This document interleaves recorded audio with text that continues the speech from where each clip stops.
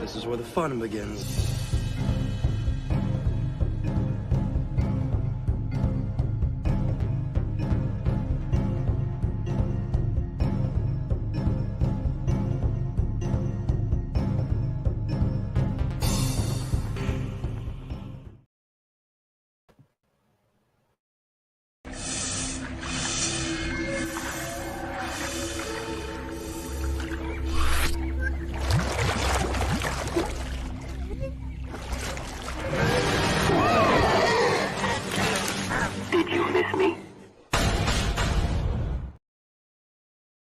Good morning, everyone.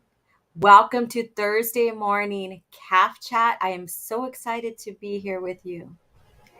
Did you know that Yoda, being so mysterious yet was so pivotal to the Star Wars story in general, to the Skywalkers, to the defeat of the Empire? Yes, we'll be discussing the Grand Master Yoda today, among other things. So grab your caf if you don't have it, or your favorite beverage. Let me know what beverage you are enjoying, or what what if you, even if it's lunchtime, if you're sitting down having lunch and listening in, let me know how you're doing. Let me know. This is Caff Chat because it's 9 a.m. here where I live at. So, and it's just me. I like to sit down and have coffee, talk with people, right? And why not do it over Star Wars lore, right?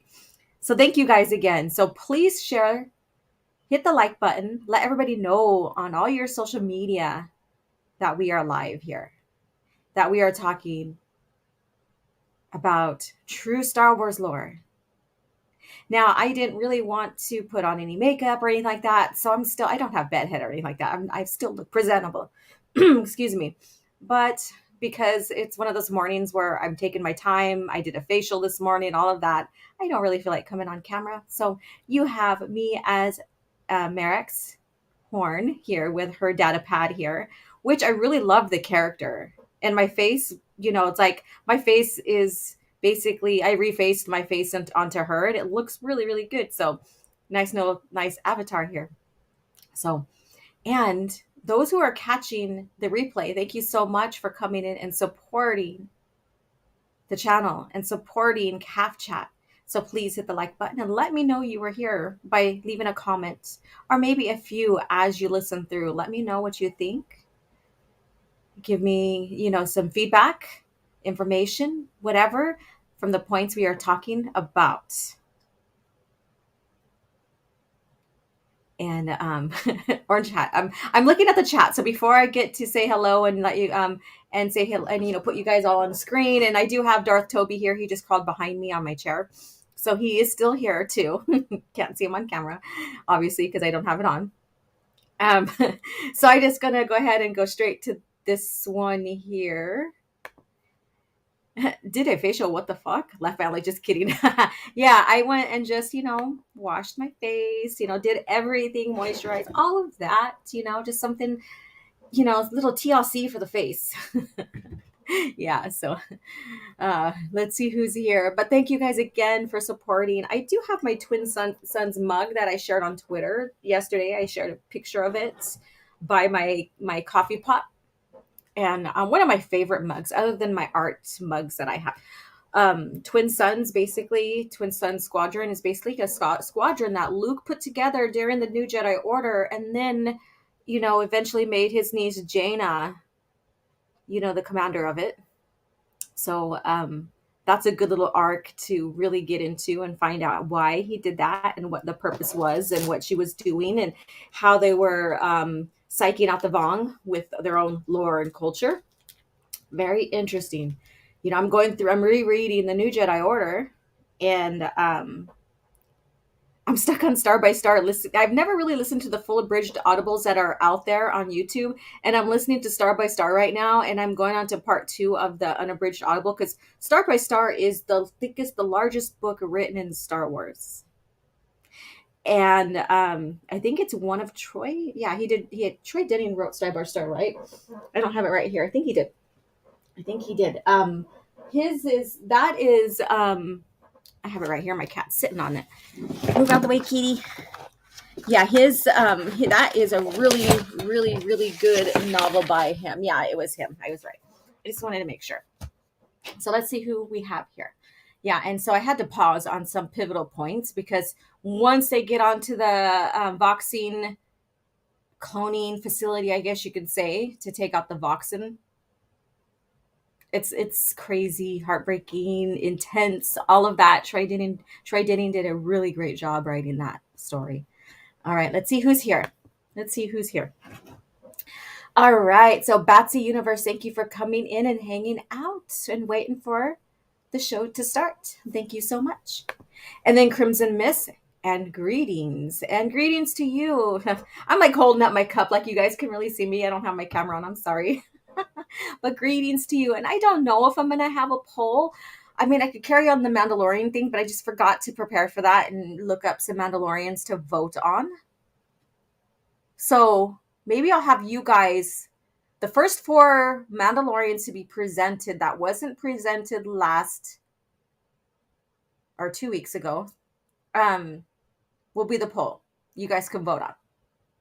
So I put you guys challenge now for, share your favorite Mandalorian, and we'll vote on that. Let's see here.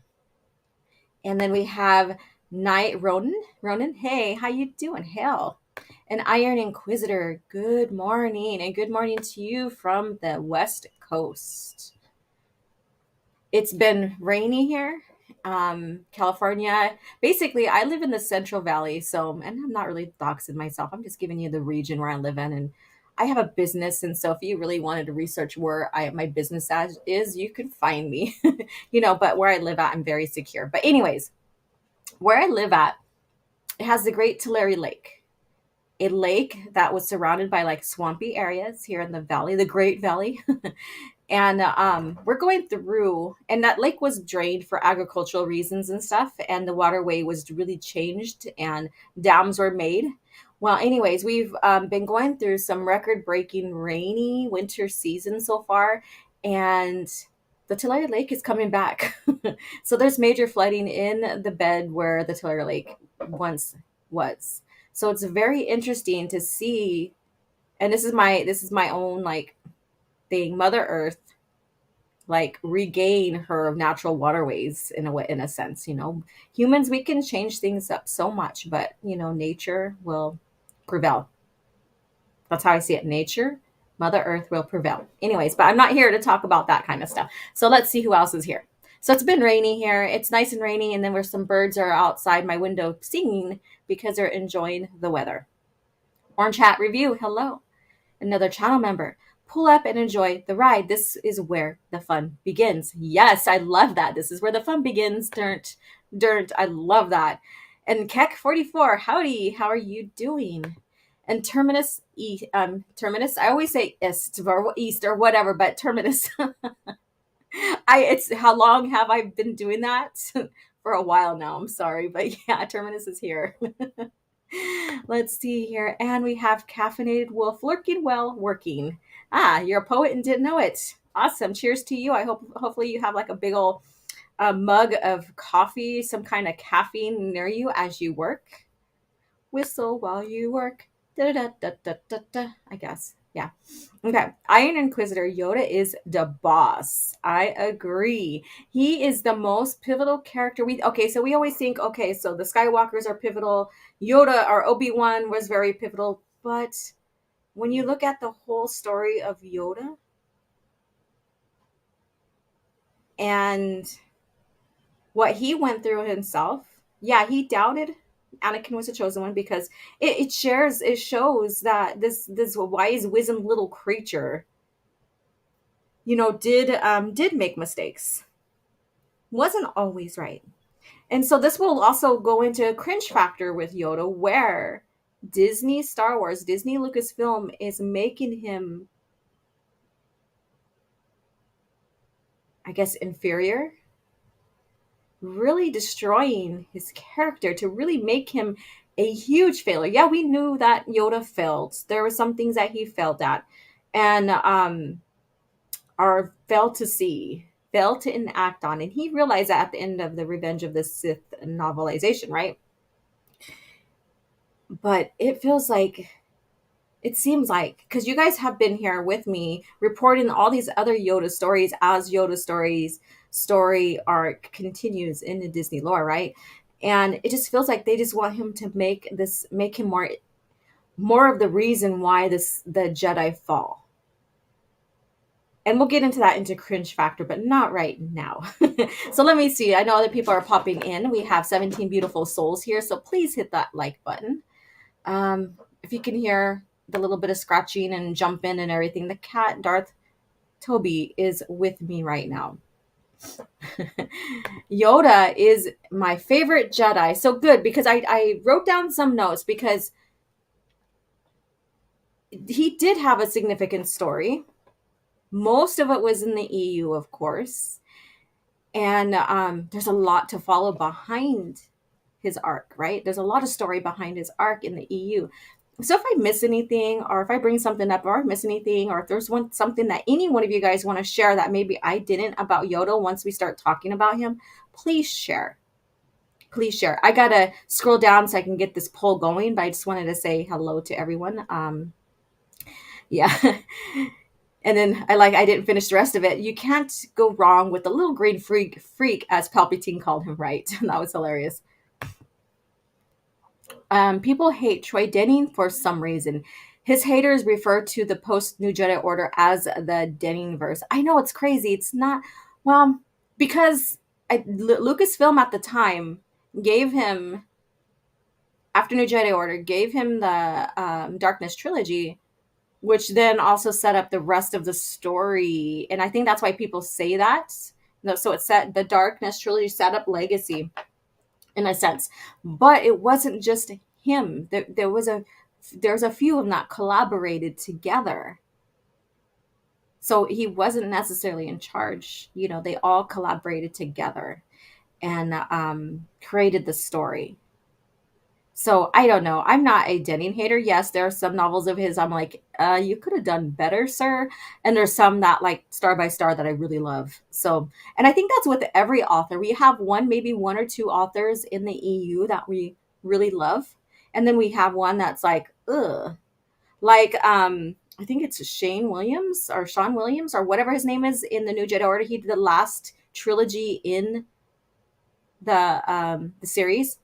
I don't really care for that much for that trilogy. It's good. It still holds up, but it's not my favorite in the New Jedi Order. And it's towards the end. Yeah, so I think that he's one of the, I wouldn't say weaker writers. I don't know. I just don't click with his writing very well, even though the story does pan out good, I guess you could say. It's just not my favorite. Crimson Mist, morning OG, and good morning to you. And then Fabe, I don't know if I said that right. Can non-Yuuzhan Vong domestic, or can non-you not, no, don't chew on my paintbrushes, dude. Okay, my cat wants to chew on paintbrushes. Darth Toby, you're gonna kill yourself. Damn. Excuse me. I've been my voice has been going raspy lately for whatever reason. I don't know if it's because allergies and the weather's changing. I don't know. But can non-Yuuzhan Vong domesticate Voxen?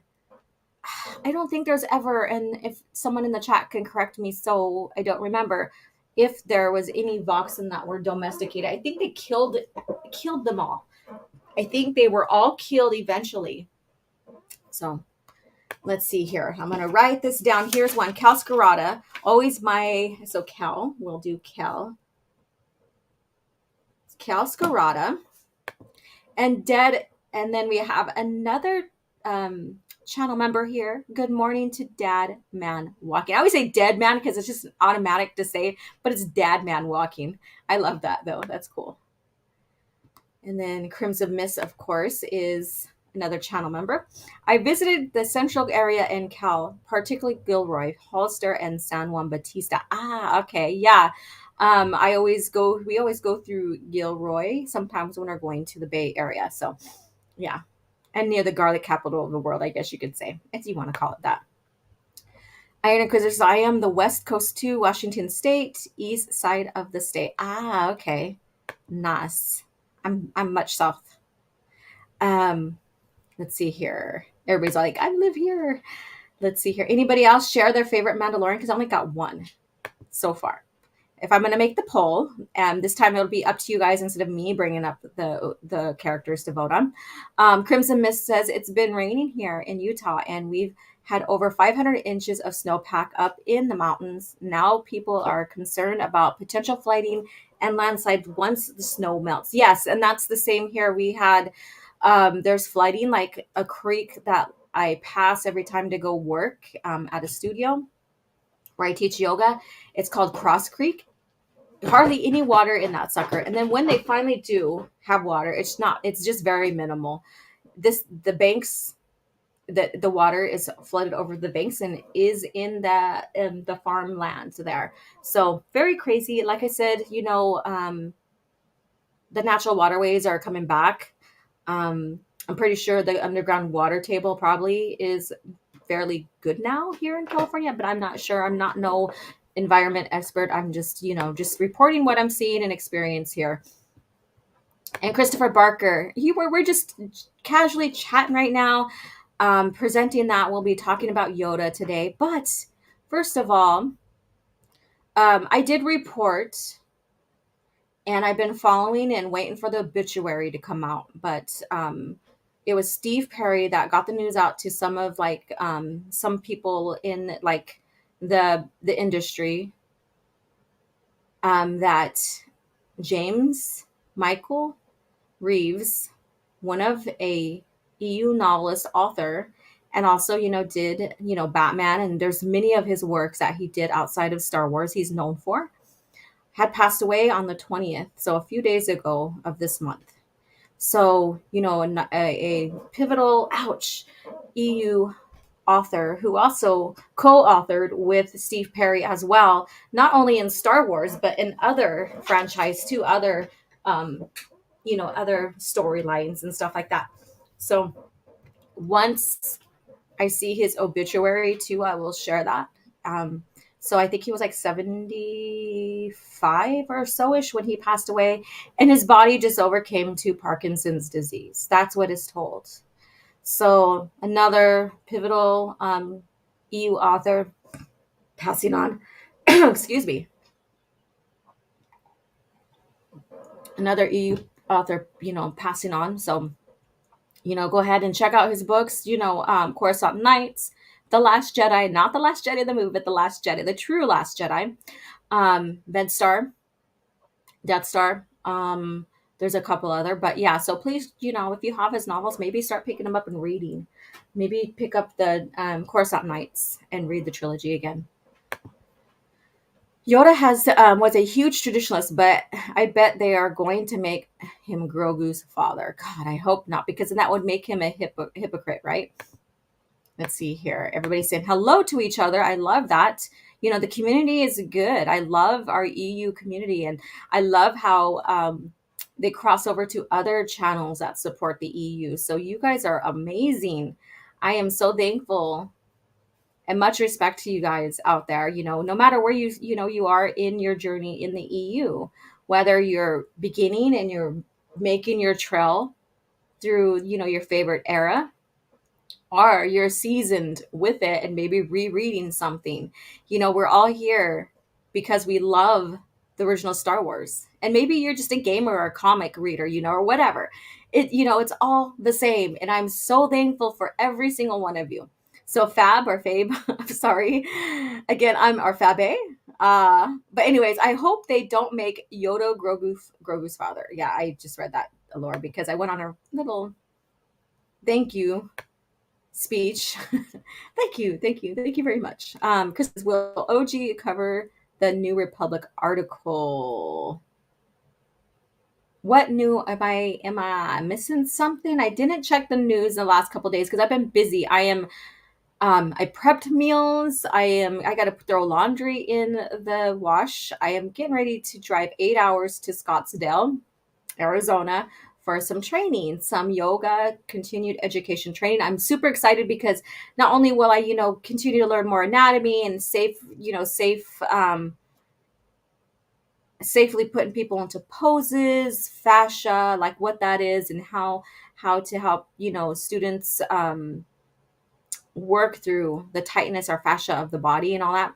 I'm also learning reggaeton dance, which is basically an ethnic hip hop kind of dance and slash ballroom dance. I'm excited. I love dancing too. So I'm learning some cool stuff. I can't wait. And then I'll drive home Monday. So I'm getting ready on a long journey. It's not, well, for me, it's not long. I've driven, like me and my family has driven out to like South Dakota, 20 hours or so long. Let's see here. Ariado could be his mom. Oh God, I think she's. Mm, no, she's not dead by then. Yeah, no, it wouldn't happen. I don't know. I'm not gonna try to figure the math out right now. Yaddle being his mom would be better in my honest opinion. No, I think that she is just like Yoda with being strict about forming families and stuff per the Jedi of that time. Iron Inquisitor says Grogu being Yoda's son would be kind of cringe and predictable. Just make him a child of an unknown Yoda species member. Because we're talking about Yoda, we have to be talking about Grogu, that wannabe baby Yoda bastard. Yeah, that's how I feel about him. That's how I feel about him. He's insignificant to Yoda. He's insignificant to the original lore. He doesn't exist. Force heretic. Yeah, there you go. Yeah, Force heretic. Yes, I know what you're talking about, Mr. Williams. Okay, this cat is attacking my hair now. Damn you, Darth Toby. He's like thinking, oh, her hair's out of her ponytail. Let me attack it because it looks like string. All right, Jim. Hey, what's up? Ow!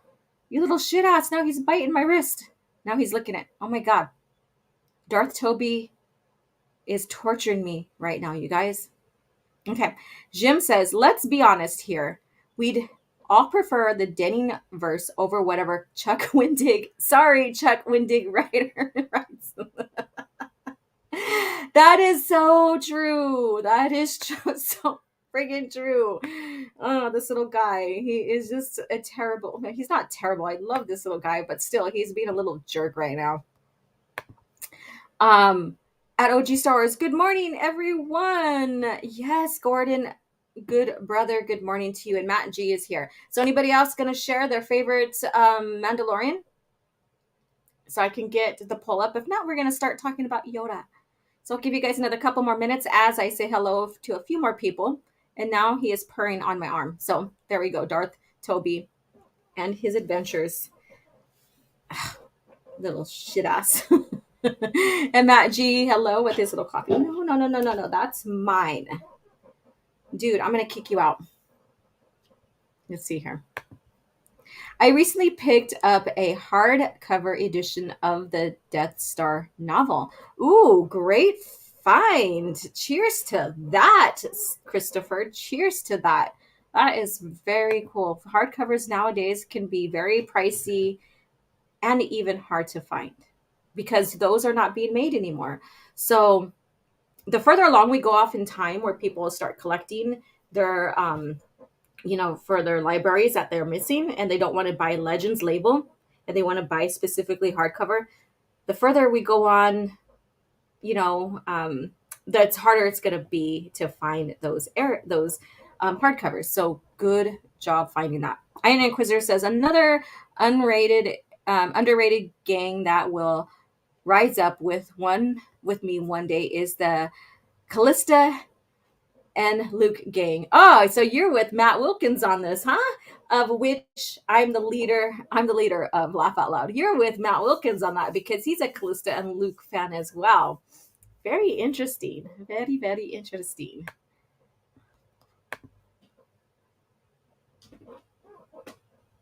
And it says notification button officially does less than Tico. Rest in peace, Michael Reeves. You will always be my favorite Star Wars EU author. Awesome. I know. I'm kind of behind on reading all these. Let's see here. Oh my goodness. I know. You can't really rely on YouTube. You can't. Let's see here. Coruscant Nights were the first EU novels I read. Ooh, okay, so that's your inception too. Star Wars EU. Interesting. Everybody has their own, origin where they come in to the story. A lot of people will be told, throughout trilogy, and that's where they begin, and that's fine, I guess. That's fine. But it always intrigues me when someone says, "I have came in with this series or this trilogy or this novel," other than something of Zahn. Um, so that's very interesting, and I'm glad that it kept you in. I'm not saying that the series, the trilogy is bad, because it's not. It's not. Um, but I just think it's very interesting how some people come in. I came in under the Truce of Bakura. So there's that. Although I did have one comic. I wasn't, as a young girl, I wasn't much into comics. I love to read, kind of deal. But I did look at one of the early 80s comics because of my cousins. I vaguely remember the story, but I wouldn't say that would be my inception in, I don't know. I always say truces because that's when I really got into it. And let's see here. Will you be attending Legends Consortium, OG? I plan on to. I need to buy my tickets. I'm just like not even 3 hours away. Might as well drive down. Might as well check it out. Might as well meet other people, EU people that I even talk with here. So yeah, and I think maybe I will do a little bit of live streaming with that. Who knows?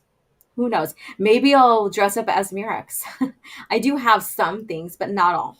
And or even um, Jan Ors, because I have something similar. They both have something similar that I could wear. So I think I could pass off both of those, Jan Ors or Mirex, easily, easily. So who knows? And I love how Merrick's looks right here. And I love her jacket. It's a freaking amazing. All right. Christopher Barker, the one screen rant on how both New Republic were destroyed. Oh, yeah, that's what I shared it on. I shared it on Twitter, like just one clip of it. And I think yes, I am going to share about how both, there's a Screen Rant article that has both how they're both similar, I guess you can say.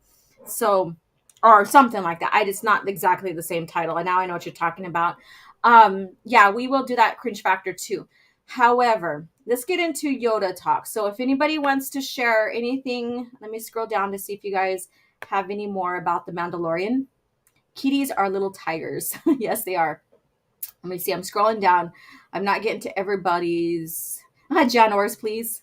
I'm catching up to everybody's chat here. Let's see here. Anybody else want to share their favorite Mandalorian? Oh, I have Orange Chat here that's providing more. Candace Ordo. Yes, I didn't do him last time. I don't think so. Wallen Vow.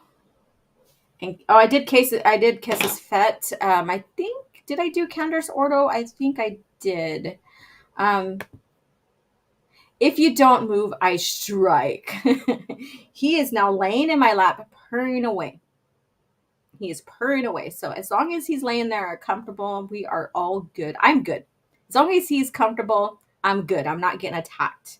Um, all right.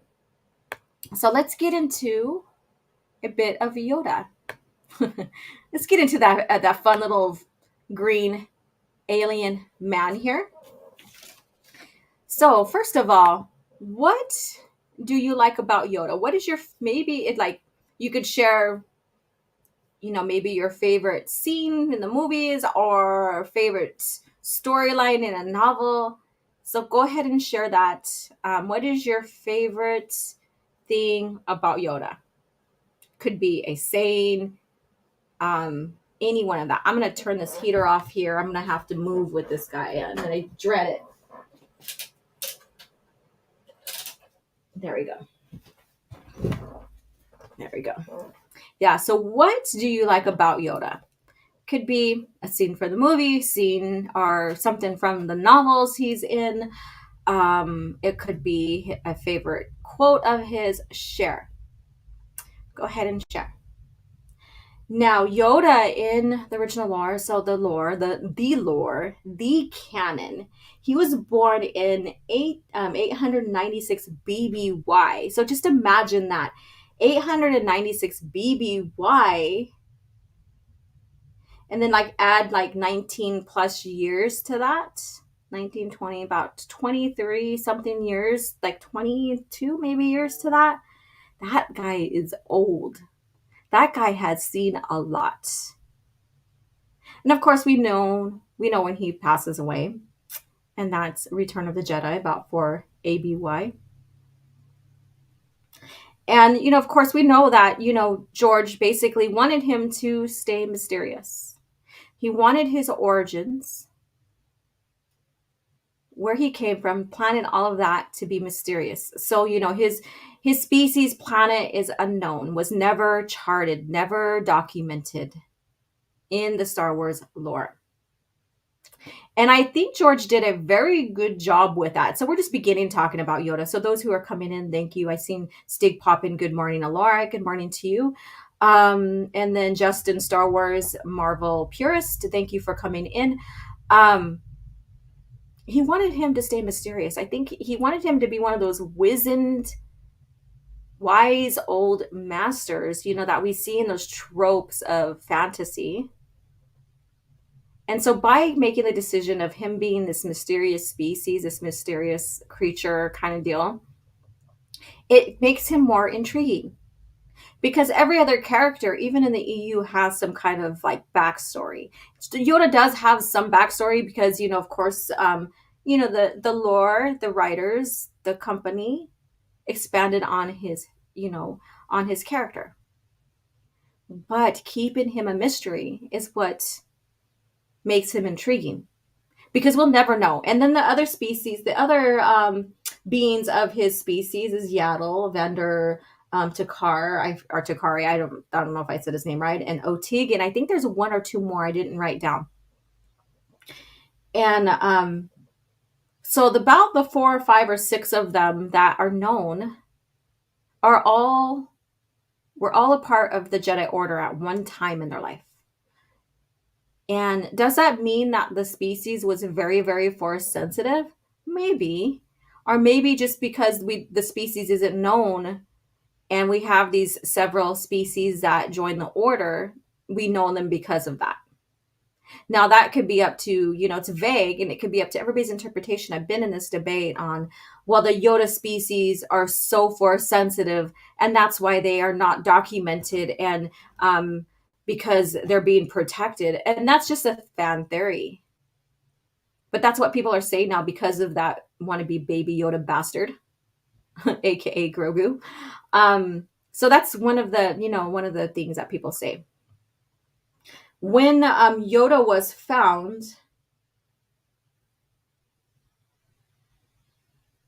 he didn't know he was force sensitive. He had no idea. Do you guys know how he was found or who he was found by? So I'll leave that here. I'm going to go ahead and just read some of your guys' comments here about your favorite thing about Yoda. Let's see here. You guys are responding really well. I love this.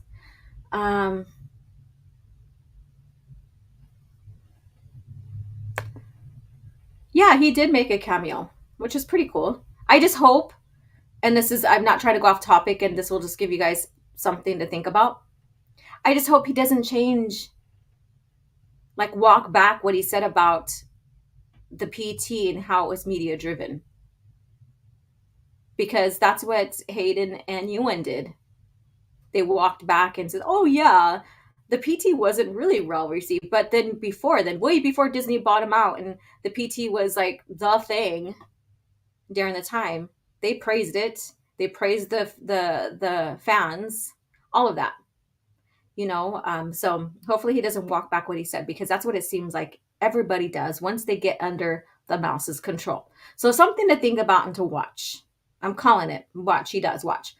Let's see here. Justin says, luminous beings. Yeah, that little speech, luminous beings. Yeah. Let's see here. Yoda turned to the dark side to prove a point to Dooku, and Dooku realized if Yoda ever truly turned to the dark side, Sidious would be annihilated. Yes. And this makes me want to go back and read Dark Rendezvous. Talking about Yoda and, and whatever makes me want to go back and read those novels and stuff, the stories that has Yoda in there. Um, Sometimes I think he gets a little underrated in a sense because how pivotal he is, I guess. I don't know. It's hard to explain. Gordon God, good brother. Yoda turned to the dark side to prove a point. Oh, wrong one. I thought I clicked on it. Favorite Yoda movie scene: levitating the X-wing out of the bog. Yes, showing Luke his lesson about the Force, a lesson about himself. I like his wisdom and his fighting skills, and of course, the way he talks. Wars not make one great. Correct. I said BBY. That's what I meant. ABY. Not exactly. I think I did. Anyways, yes, exactly 900 years. Size matters not. I say that a lot because I'm a shorty in my family. I'm 5 foot, okay, and everybody else is like way taller than me. Even my brother. My brother is about near 6 foot. Let's see here. Favorite scene of Yoda? Any from the Clone Wars micro series? Oh god dang it. I've been meaning to test out a way so me and my channel members can do a watch party on the Tartakovsky Clone Wars. Crap, sorry you guys. I've been preparing to leave for training and stuff. When I get back, I will start setting that up, doing a test run so that we can sit down together as channel members and watch that. So thank you, Jim. Christopher says, when 900 years you wait, look as good you will not. Yes. He was I just loved his attitude. He was amazing. Gordon says, favorite message from Yoda as a character theme. Great warriors are not measured in physical size. Yeah. When we first, and this is Red Hood winked, when we first met him on Dagobah, him testing Luke's patience is always my favorite scene. And people have taken that so out of context. Like he was just like this weird, strange little creature. Like that, and people just took that out of context. It was a test. People don't realize it was a test of Luke's demeanor, like how he would handle, how his humanity is. It's a test of humanity, I guess you could say. See, hey guys, what are we talking about? Hey Batu, we are talking about Yoda, Grand Master Yoda. And since you're walking in on this conversation, I asked everybody, what was their favorite scene, like in the movies or the novels or quote or whatever of Yoda is, and to share. And that's what I'm going through. And I just gave a brief starter introduction of Yoda, and I'll get more into that. So many great Yoda scenes. I agree. Like you have the OT and then you go back to the PT. And then even in the comics and the novels, he wasn't really game focused, not like, like some of the main, like the Skywalkers and stuff. Let's see. I love his llama, oh, okay. I love his llama creature in Clone Wars 03. I had to take, you mean, what is it called? I forgot the name of them. Did we ever find out if Yoda was senile before Luke mentioned his name? No, he wasn't. He was testing. Yeah, I just now said that earlier, so I'm pretty sure you heard that. He was just testing Luke's humanity, I guess you could say. Oh, I hate when everything jumps on me. And Mega Grey Wolf, hello. Good morning. I've been trying to link Star Wars with Gremlins with a fan theory that Yoda species was the one to create Mogwai. Mogwai.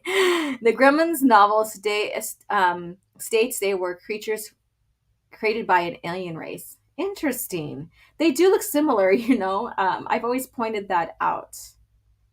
I wonder if the creation of the Gremlins was inspired by Star Wars Yoda. Who knows? I'm going to research that. So Yeah, keep me up to date on that. That's interesting. That's an interesting theory. Orange Hat says, think the old master cannot care. I'm not going to try to speak like Yoda, okay? Forgotten who I am, have you? Old I am, yes.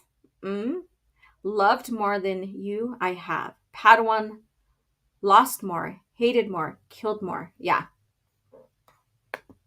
Oh, and speaking of like talking about, the movies and stuff, we are also going to get into the latest, one of the late, not, I wouldn't say one of the latest, but somewhat recent because this is behind the scenes Mandalorian clip, the movie, the series Mandalorian, of what Filoni is saying about the Phantom Menace, the Qui-Gon versus Maul kind of fight, the Duel of Fates. So we are going to segue into that here too soon. Not too soon, but soon. Yeah. I shared it on Twitter, and I'd like to have you guys hear that. I think this just continues to show how much or how less Filoni really understands what George created through the movies. And yeah, hopefully the spacing will share that as well. I won't be on the show because I will be resting. Except the wake up, I travel Friday. I'll be resting because I have to wake up early because my training begins at 8 a.m. and I need to wake up, eat, and all of that. So Gordon says, regarding Ahmad Best, yeah, it'd be nice to have one actor in the franchise keep his integrity towards the fans. Correct. I agree. And hello, Soul Assassin. Fun timing about Yoda is fun thing, I don't know why I say timing, is about how all his quotes are true in the films. Correct.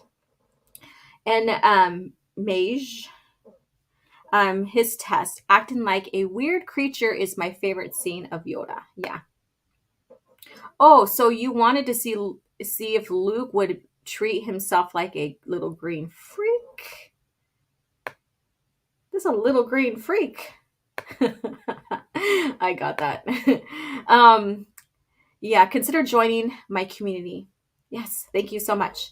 All right, so let's get more on to Yoda, onto his character, onto his storyline in the great, beautiful galaxy of Star Wars.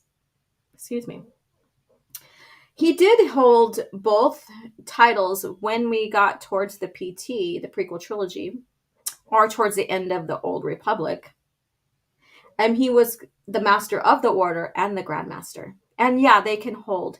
And I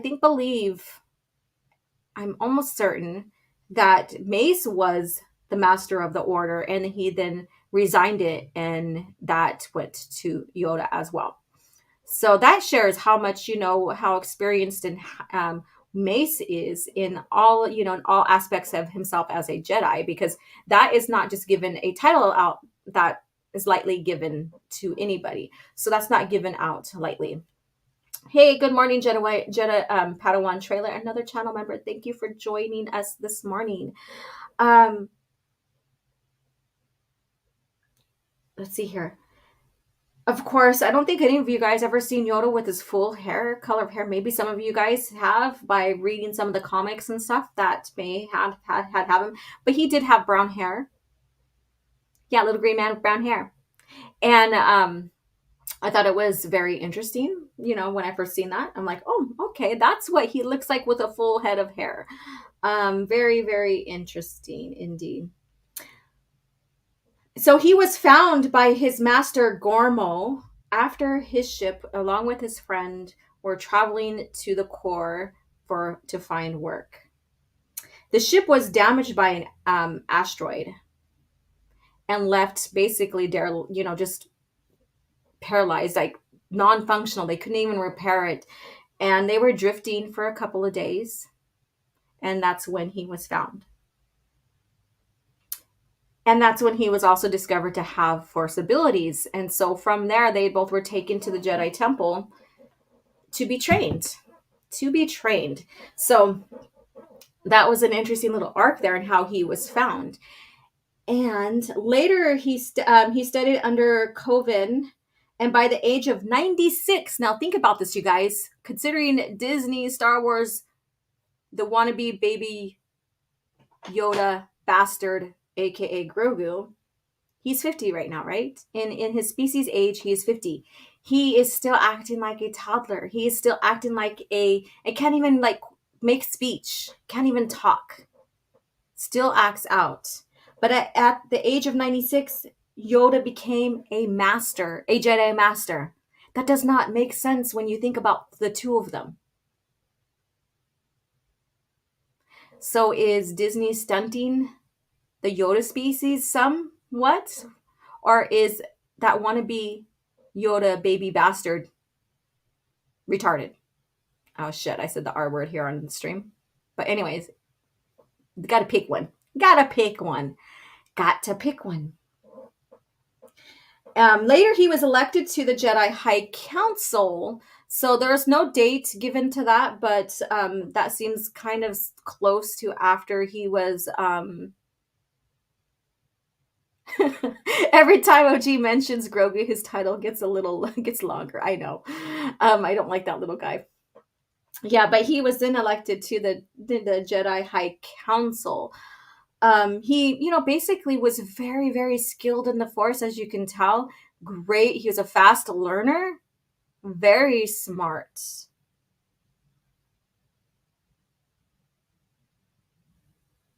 Let's see here. Says Yoda's master and story was created by a fan for a contest, if I remember. I have to look into that. I don't remember that. If that's true, we're gonna talk about that next Caff Chat because that's interesting. Because I know like Darth Cadus, that was a fan contest too. And at the time, Disney, or not Disney, fuck them, but Lucasfilm was really involved with fans when they were creating the stories. So I'm going to look into that because I know, like I said, Darth Cadus was a fan contest as well. So that was very interesting. Let's see here. He's retarded. Yeah, he could instantly learn fly a freaking N1 weird. It's just all weird. It's all weird. Let's see here. And then later on, as Yoda progressed and, in his training and moving on up in the Jedi Order, moving on up to the top. Yeah. So as Yoda progressed and made his life as a Jedi, he also led a mobile academy, the Chu'unthar.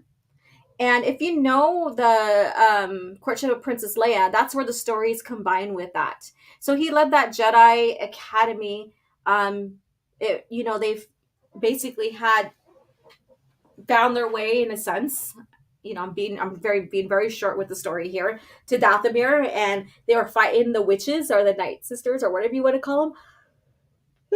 Excuse me. And the ship got crippled and stuff, that there was no winning. They're drawing with tie, with their fighting each other and stuff like that. So he agreed to leave the ship there with all the the archives, the learning material and stuff, which no one could access anyways. They didn't know how to. And he sealed up the ship. But another one of his little prophecies is, from what he foreseen, is that a Jedi would return and help out the Dathomirians, and will be able to access the ship. So, and we all know that it's Luke, but he didn't know. He had no idea and stuff. So that's a little interesting arc. So he led a mobile academy, which I thought was very interesting as well. Let's see what you guys have to say. Let's see here. Disney Star Wars can't make Grogu grow up. They'll lose money if they do. That's so weird. I think that is so weird. Is Grogu a runt? I don't know. I don't care. I think maybe those stormtroopers, when they were beating him up inside the little satchel bag that he was in, they gave him some kind of head trauma. That's all I can think. And Zagarat315, how are you doing? Howdy chat. Good morning. Jedi Padawan says Disney is going to keep Baby Yoda a baby as long as they can because of money. Money, money, money. The little green bastard baby Yoda. I made it shorter this time. Um, it's making the greens for them. So that's it. See, I told you OG is slowly coming to the Grogu. This is not even coming to the Grogu side. This is like me sinking my venom into this little shit ass.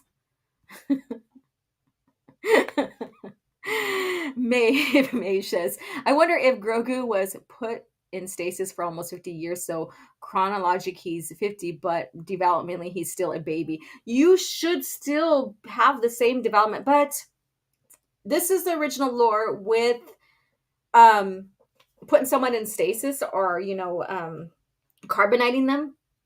Sometimes they have a 50-50 chance of gaining their mental capacity. Han and what's her name? Boba Fett's wife. Crap, I can't think of her name. Why in the hell am I drawing a blank with her name? Anyways, Cintis, there we go. They were able to get their memories back. She had to be aided with a Jedi healer. And she's a Kifu. Or Kifar, Kifu. Yeah. So you might be coming on to something, maybe, but I don't know. It's anyways, he's no matter what happened to him, he's a little artard. Artard. That's how I see him. He's a little artard. Are you sure in that artard? Jedi Padawan says he can also flyish or whatever that terrible move was. I don't know. I didn't watch it. I don't remember seeing it on Raging Rhino's review. I don't know. I have no idea. And yeah, so I don't know. Okay, moving on up to the east side of Galactic City. Repulsed by the witches of Dathomir. Stormtrooper stunted Grogu's growth. Yeah, I love that scene. I need to have a clip of them beating him up for my channel here, because I do have these little clips here. Like, What kept you? Kept you. That looks crazy. Look at his face. I love the makeup on him. What kept you? In something like this. You rebel scum. So I need something like that. But do I even dare put up anything Disney Star Wars as a clip? I don't know. But yeah, Cintis Val. Thank you guys. I was like, what the hell is her name? I was thinking of her daughter and granddaughter, but I just couldn't think of her name. I hear Bob Iger is considering making Disney Plus originals be available on physical media. I say this is a good thing, but if I were to buy any of their products, it would be the MCU shows. Like I said, I haven't caught up on any news as of yet. But this pandemic really screwed up a lot of things with businesses, and that even goes into Hollywood. And you could see Hollywood is struggling. Everyone in Hollywood is struggling. Like, any business is still trying to get back on their feet. From the mom and pop businesses and small businesses in towns to some even big corporates are struggling. So, yeah. An imperial pounding. Tardu! Or I could say tard instead of artard. If you want to say, without saying it, say held back and hindered individual. That's a lot to say. It'll keep you monetized. Laugh out loud. Yeah, because I'm not being very inclusive. I am. Oh my gosh, that flip things he does is so cringe. That flip thing. Oh, okay, that's a flip thingy. They're trying to make him look like Yoda when Yoda was fighting Palpatine or Dooku. Def needs a I love democracy clip. Oh yeah, I do. Thank you. Clip whenever OG does a poll. I love democracy. Very good. Yes. And you know what? I did do Canderous Ord and Fett. So I have 2 so far. We could still do it. We still have time. I got to get into cringe factor, but before we do, we'll listen to Filoni's thing. So let's continue on with a little bit more about Yoda. I mean, there's a lot to talk about with him, and we know a lot when it gets towards the PT era. But I don't think people really know a lot when beforehand, unless you got into the comics and stuff and some of the novels, which is good. Like I said, we're all level of EU enthusiasts here. Some of us are still reading through it as somewhat of a new to it, and some of us are revisiting and then catching things that maybe you didn't catch the first or second time or third time you went around, which is very exciting because you're like, oh shit, I didn't realize that. And that's what's cool about rereading. So let's see here where I left off at. So I did get a little bit of timeline here with some of the story because, like I said, it goes into depth a lot with a lot of Yoda's influences.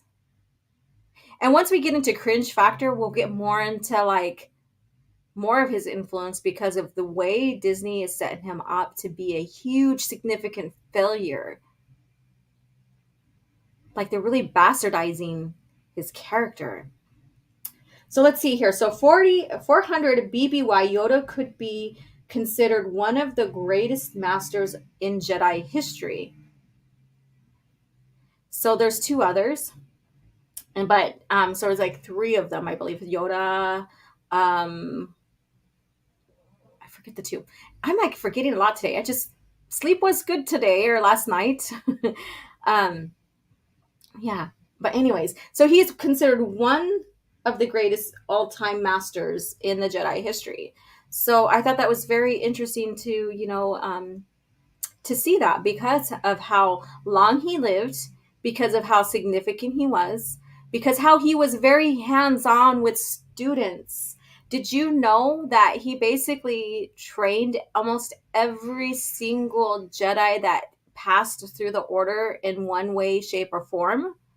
That's why when you get to like the OT and Yoda's like talking about him as not Yoda, sorry, Obi-Wan was talking about him as his master, that's because that was true. And I have someone mowing their lawn right now. Do you hear that? I hope you guys don't hear that in the background.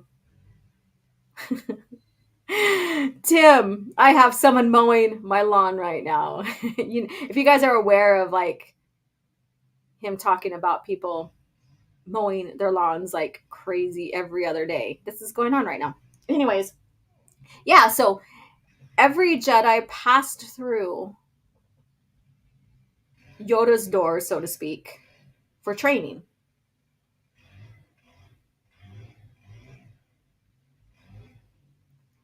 And Jedi Padawan says, where did you get the background, the Yoda background from? I'm curious. It came in late.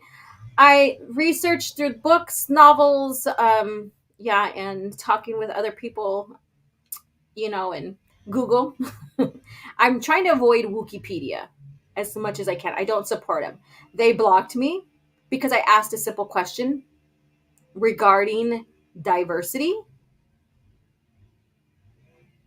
And they're like, block. And then later on, they say, oh, we're sorry if we treated, marginalized women in such a way, blah, blah, blah, blah. But yet they blocked me. I'm not trying to say I'm marginalized. I don't think I am. I'm human. I'm a woman. I come from a unique culture. But they're using my culture, my gender, as a token. So if you're so sorry about treating marginalized women, and I'm guessing marginalized women mean like people of color, Native Americans, Mexicans, and of a specific gender identity or whatever. Well, you only are pity us if our narrative is the same as you. Anyways, that's my little rant on that. Damn. So let's see here. Where did I leave off at? And then 200 BBY, Yoda and other masters felt the force shifting. So this goes into the High Republic, and this is a great way to start segueing, kind of, and I'll go back to this point as we go through the article. And I do have another article too that I wanted to share, but I also wanted to share something about Filoni. So we'll get to that.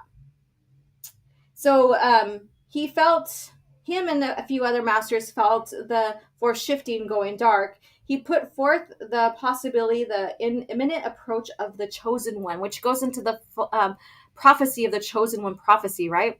So he's like, okay, so I could feel the force shifting, but there's no Sith. We haven't seen them in a long time. They practically think they're instinct. They're still aware of dark side force users, but that's where you question, are they that powerful to shift the force, right? So does this mean that we're gonna see the chosen one come into form? So there's a lot of those questions that are going on. And this is like 200 BBY. Well, guess when the High Republic starts in the Disney lore? Yeah. So there's that comparison right there. Do they say that Yoda feels a shift during that time? I don't think so. They do have Yoda like leaving the order to help protect a planet, but yet becomes very selfish. I mean, I reported this like maybe a month ago or so. And that he forms an attachment to them, which is very odd that they're doing this to him in the Disney lore. It's crazy. Okay. And because of what Yoda shared, several young Jedi in the Order disputed his finding and formed a breakaway sect called the Potentium or whatever. Yoda had them expelled from the Order, after. So, not soon after, but, they formed it, Potentium or something like that. And basically campaigned against Yoda, or campaigned against this chosen one thing, and that the force is shifting to the dark side. And Yoda and a few masters are like, this is kind of destructive towards the Jedi mission on protecting the galaxy against the dark, against maybe, coming Darksiders or whatever. So he led a campaign and had them expelled from the Order, which I thought was very interesting. Very, very interesting. So let's see here what you guys have to see. Sleep was good. No questions. Good day. Let's see here.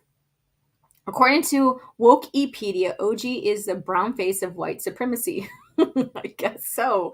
I don't know. Let's see here. Oh, I already read that one there. All right. So I'm going to go ahead and share this, you guys. I do have sound on when I share my videos, and I don't know why it doesn't happen. It hasn't been happening successful for me lately.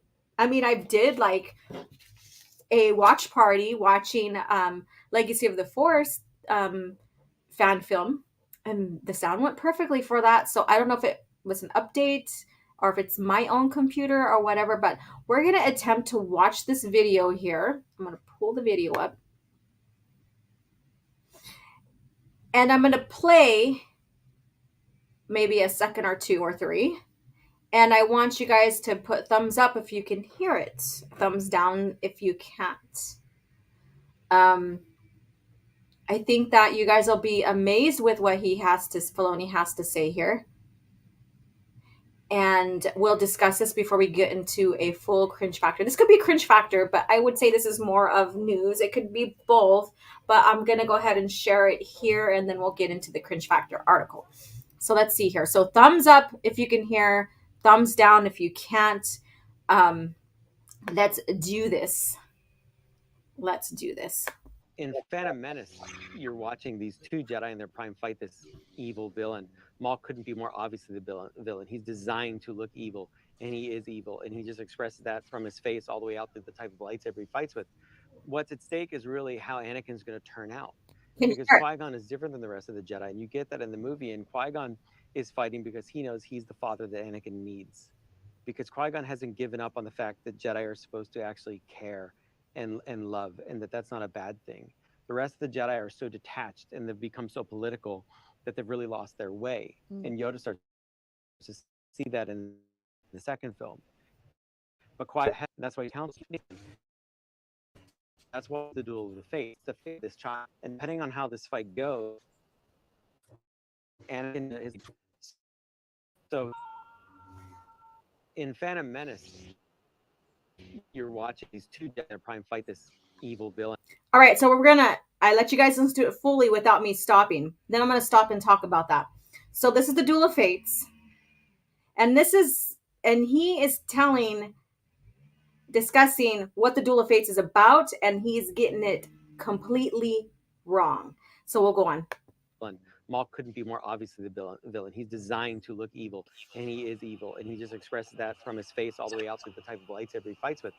What's at stake is really how Anakin's going to turn out, because So he's saying this duel is what's in stake about Anakin, and that's not the fact. What's in stake is Naboo. What's in stake is the Jedi or the Sith coming back.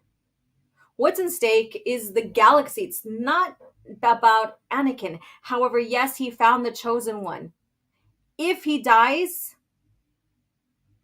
he knows that he basically gave Obi-Wan, made him make the promise that he would train Anakin. So if he doesn't die, he's training him to defeat the Sith. If he does die, Obi-Wan will do it. So that's not the stake here. The stake is trying to defeat and free Naboo from the blockade. Make sure that they don't get a hold of Padme and kill her. Blah, blah. There's a lot of stuff in stake. It's not about Anakin. Qui-Gon is different than the rest of the Jedi, and you get that in the movie. And Qui-Gon is fighting because he knows he's the father that Anakin needs. So this is not necessarily about Qui-Gon knowing that he is the father that Anakin needs. His mission is to train Anakin. It's not about him being the father. It's about training the chosen one because of the prophecy. It's about the prophecy. It's not about Anakin needing a father figure. Yes, Anakin was born of the Force. Shmi was the vessel, I guess you can say. But it's not about Anakin having a father. It's about him being trained as the chosen one. Because Qui-Gon hasn't given up on the fact that Jedi are supposed to actually care and love, and that that's not a bad thing. The rest of the Jedi are so detached and they've become so political that they've really lost their way. And so this also wasn't about necessarily about like Qui-Gon thinking or Qui-Gon and love and all of that. Because if you get into his lore in the EU, he almost turns dark for losing a Jedi, blah, blah, blah. And then when you get to Anakin in Attack of the Clones, he shares the Jedi philosophy. And it's compassion. It's loving without attachment, basically. And the Jedi know this already. But yes, they're dogmatic. That's one thing. But Qui-Gon still adheres to the Jedi way. He just doesn't agree with the council all the time. So I think this is where Filoni gets off wrong as well.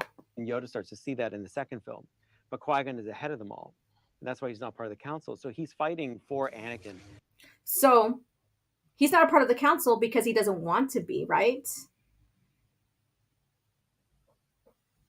Anyways, and he says he's fighting for Anakin here. No, he is fighting for Naboo. He's fighting for the freedom of the galaxy. He is fighting for, there's a lot more. It's not about Anakin. And that's why it's the duel of the fates. It's the fate of this child.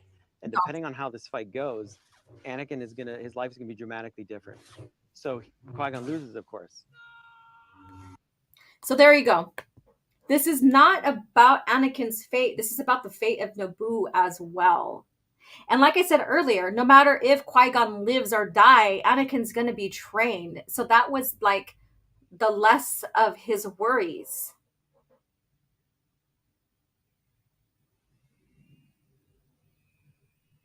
He's like, that's the less of Qui-Gon's worries. It's like if he survives, he's still training him. If he dies, he's having his Padawan train him. So that's basically the least of his worries. Like I said, I repeat it about 3 or 4 times, but that's my point.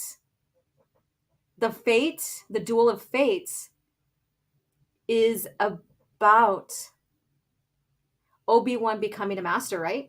It's about freeing Naboo. It's also about the Sith rising.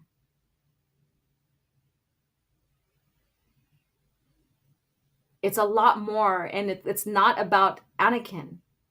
Because Anakin's fate is already sealed in no matter if Qui-Gon survives or not.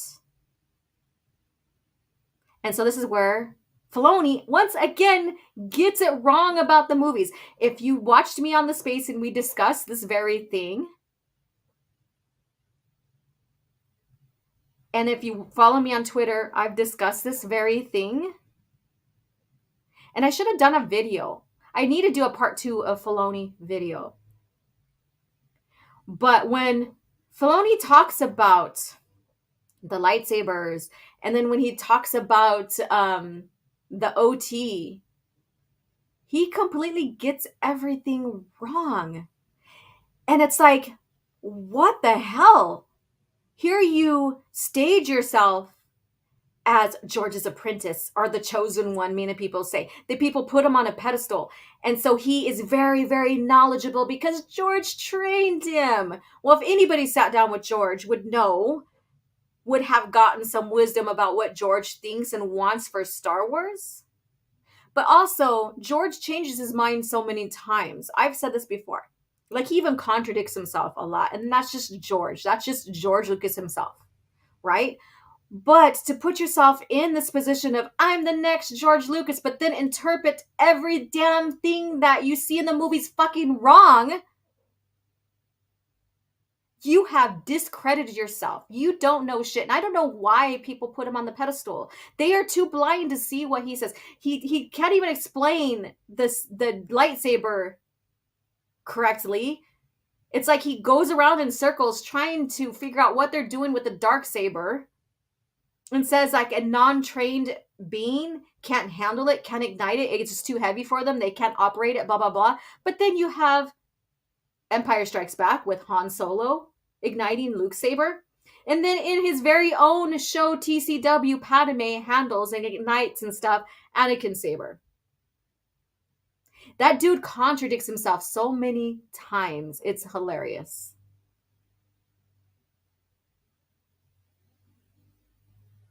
And people put him on a pedestal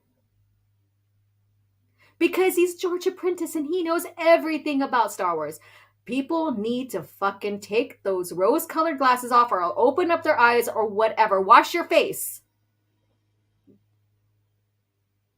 and look at reality.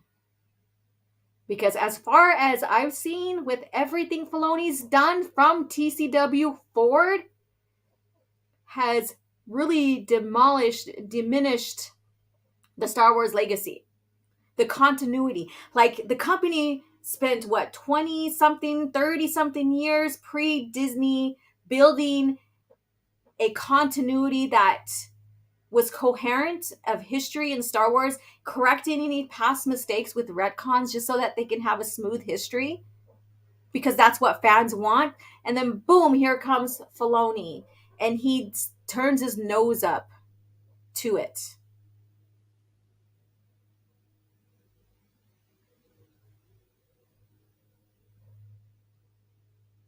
Yep. So let's see here what you guys have to say.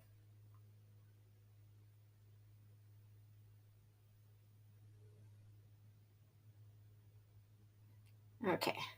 Thanks for the thumbs up. I was watching you guys do that. Already inaccurate. Qui-Gon was not in his prime. The novel expresses this. Qui-Gon wasn't in his prime. Absolutely.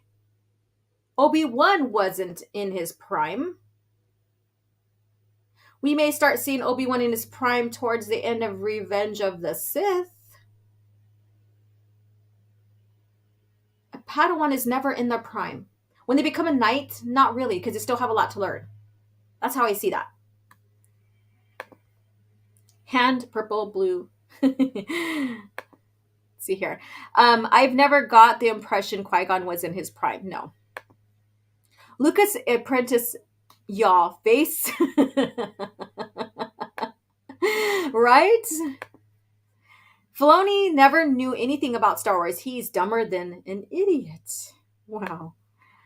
He's hooked up on the emotions he had watching it.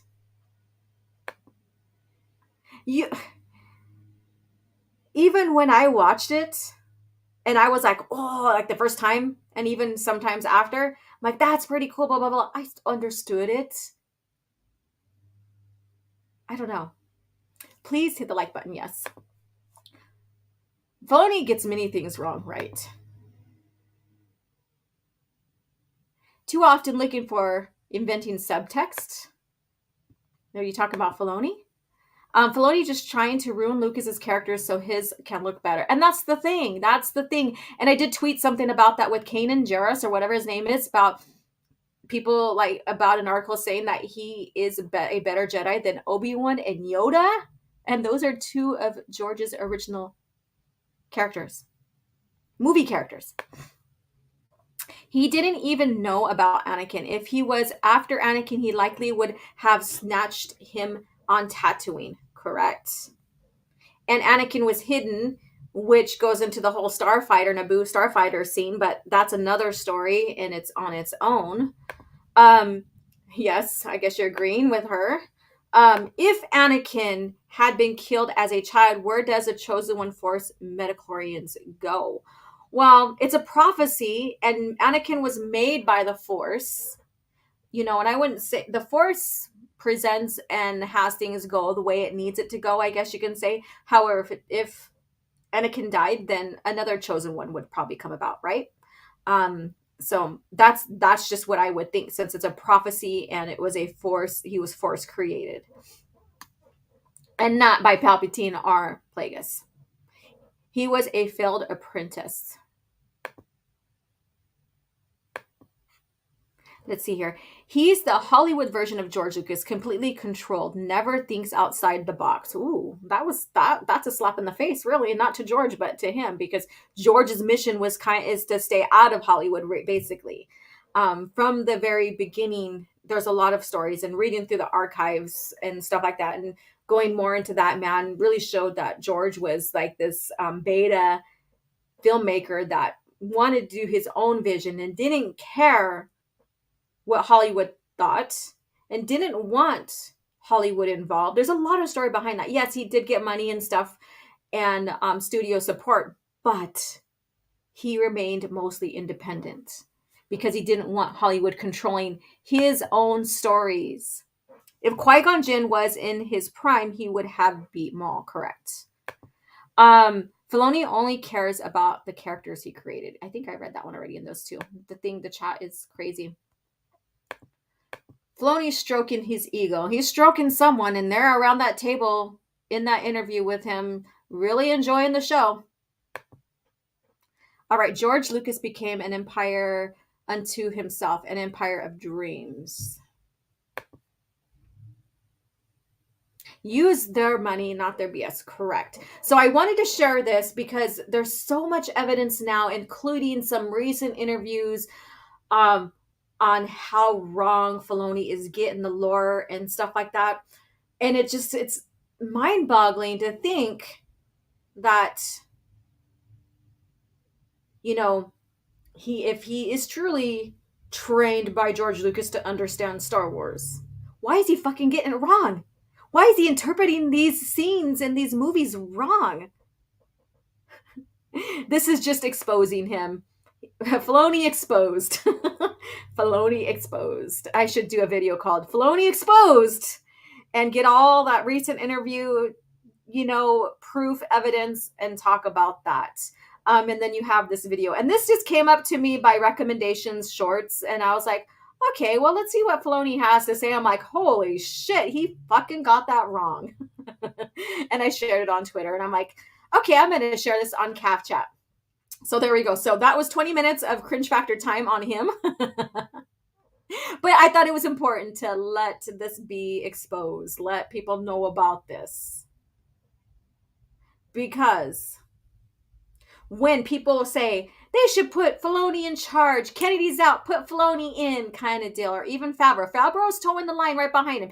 He is following Filoni's every word. But they are not the saviors. They are too destroying Star Wars.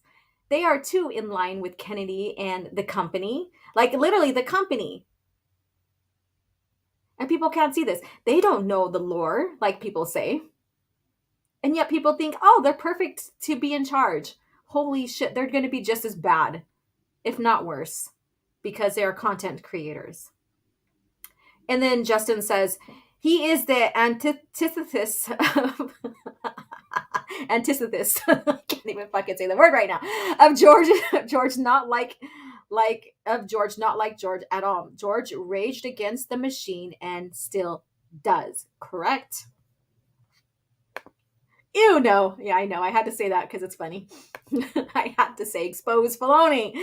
Filoni is Robin in the meme of Batman slapping Robin and George Lucas's Batman. There you go. Knock his hat off. He don't even deserve to wear that cowboy hat in a sense. Let's see here. At OG Stars, I wonder if Filoni was a secret Disney infiltrator to Lucasfilm from the get-go. I don't know. That's a crazy conspiracy. I have no idea. Favreau isn't a studio head. He's a creative no matter what people claim. That's true. He is. And that's how I see him too. He doesn't want that responsibility. He wants to stay in the studio to create.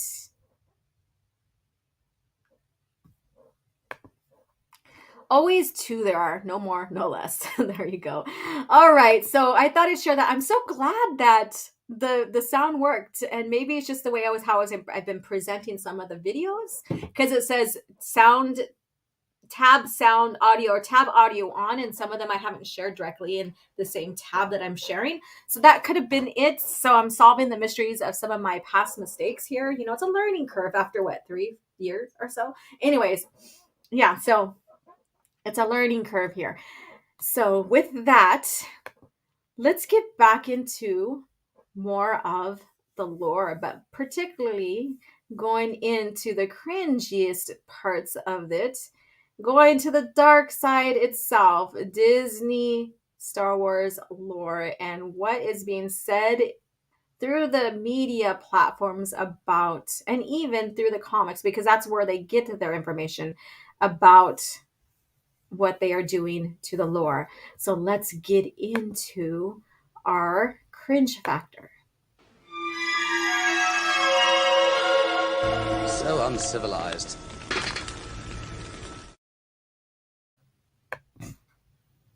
All right. And then we'll get into another 9 biggest things, changes about Disney, Star Wars, New Republic. We'll get into that here.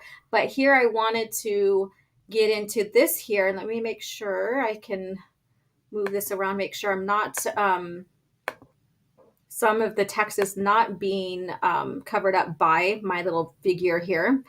So here we have it. Yoda finally explains why he's so terrible at actually training Jedi. Yep, ladies and gentlemen, this is it. This is the continuation of the bastardization of Yoda. Now, are they going to make Grogu grow up? Probably. He's going to be their Yoda. And he's going to be magnificent. He's going to be amazing according to them. According to Disney. Because why not keep the legacy of George's characters intact when we can make ours better? That's how I see this. Because, you know, we have Luke, who was diminished, all for Rey. Han was killed because, you know, why not? He's significant to Luke. He's significant to Leia. Leia was made insignificant as the next leader of the New Republic because she's the daughter of Vader. Because, you know, Bail Organa raising her wasn't significant or evidence enough that she would, like everything that her father did in the past, was not beholden to her. But this is the state of today's society. People are now today are making generations and generations after accountable for their ancestors, which they have there's no way they can go back and fix it, and they have no interactions with them, nothing. But yet everybody has to be accountable for their ancestors. Guilty by association. Jedi Padawan trailer says, he wasn't terrible. He wasn't terrible. He was not terrible. So let's get into it. Yoda was a great Jedi, but a terrible master, presiding over the rise of the Star Wars biggest monsters. Now he explains why he let it all happen. And this, excuse me, this article, and I have to do another video after I'm done here. God, my voice is going to be terrible. This is by Spencer Conley, and this was published a day ago. So, and I didn't pick specifically what article, like sections of this I wanted to read when I read through it. So it's not that long, other than we have like all these ads and images and stuff like that. So here you go. So this is, this contains spoilers for their comic Yoda number 5. So the Yoda comic number 5. I don't know if any of you guys are following this. Probably not, since people really don't have noticed that they are bastardizing Yoda's character through the comics and stuff. Because when it's not seen, it's not talked about. Until it's seen, then it won't be talked about. So that's why I'm talking about it here. Because like I said, it's like Screen Rant, and all these similar journaling, and I say this loosely, pop culture journaling websites. Yeah, they're clickbaity. But when you go and do your research, they do provide proof, evidence of the direction that a franchise is taking these characters and stuff. So they are reporting, some truth. And this is where you got to keep an eye out. There's truth in these clickbaity articles. There is. You just got to keep the eye open. Okay, I'm done ranting. Let's get into this. Despite the fact that many Star Wars fans regard Yoda as the strongest Jedi in the franchise, he's actually a terrible Jedi Master. What? Yoda, that's what I'm still reacting the same as I read this. It's like, I shared this on Twitter too, and I'm like, what the fuck? Yoda presided over the collapse of the Order itself. So he presided over the collapse. So he watched. This wording is so fucking weird. He presided over the Order that eventually fell. Maybe they should have worded that like that. And was unable to stop one of his most promising apprentices turning to Sith. Now, of all the Jedi because Yoda did actually train a lot of Jedi. I think Anakin, in a sense, may have been one of the few that he not personally trained. Because I don't recall Yoda training Anakin at all. But please correct me. Like I said, I don't recall. But definitely, Anakin was not his apprentice. On top of this, Yoda failed to stop many Jedi under his care from making huge mistakes and being seduced by the dark side. So he's supposed to be responsible for every single Jedi and supposed to stop every single Jedi from turning or leaving or what have you. Offering advice, but always holding back from actual stepping in and ensuring things turned out for the best. Now, Yoda's own wisdom explains why. So let me read that all in context again. On top of this, Yoda failed to stop many Jedi under his care from making huge mistakes and being seduced by the dark side, offering advice, but always holding back from actually stepping in and ensuring things turned out for the best. Now, Yoda's own wisdom explains why. Well, when Anakin stepped up to seek counsel by Yoda about his vision of Padme, Anakin lied to him. He did not tell him the whole truth. So Yoda did help the best he could with what he was given. Think about that. So this author, Spencer or whatever his name is, and even the Disney lore is making Yoda to be this little cuck, basically. Let me see what you guys have to say. I'm looking at another screen here. Let me see. Let's see here.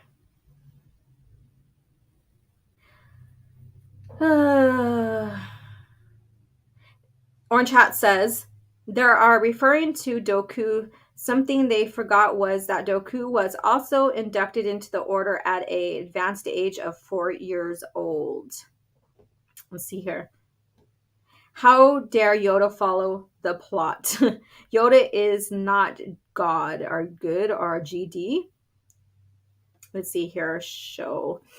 Every Lucas character is a cuck under Disney. Yeah. Let's see here. Let me go on. In Star Wars, Yoda number 5, and that's their comic. This is Disney lore comic by Jody Hauser and Luke Ross. Yoda reflects on the nature of training Padawans, revealing that he believes they can be given guidance, but their masters must step back and allow them to make choices, even bad choices. Otherwise, mere children, this is quote, otherwise, mere children will they always be. Yoda's thoughts come as he takes a class of Padawans to a forest planet, leaving them alone despite a growing grudge between two trainees. Unknown to Yoda, one of the students is being pushed towards the dark side by a young Dooku, who Yoda recently asked to help train the young Jedi. Inevitably, left to their own devices, the two Padawans begin a deadly fight. Dun dun dun. Let's see here. So here we go. Here we go. When fans first met Master Yoda, he was an old hermit hiding out on Dagobah following the rise of the Empire and the fall of the Jedi. While he did accept Luke Skywalker as his student, Yoda wasn't too involved in taking down the Empire. There was a reason. Then let's go on. Instead, Yoda taught his new student everything he knew and allowed him to use that knowledge and training as he saw fit, even if that meant allowing him to fail. And fail he did, as shown in episode 5. At the time, this made sense. Yoda's time was over, and he trusted this new hero. However, it turned out Yoda has always taken this approach from begrudgingly, I can't even talk today, allowing Anakin Skywalker's training and fall to leaving two confused trainees to duel to the death. Okay, so here we go. He always took the approach, and he allowed Anakin Skywalker's training and fall. He did not allow Anakin's fall. He didn't know Anakin was being manipulated by Palpatine. This makes it sound like he knew he was being manipulated. He's like, oh, well, he's got to learn and maybe he'll come out of it. Maybe he'll pull out of it. That's what this makes it sound like.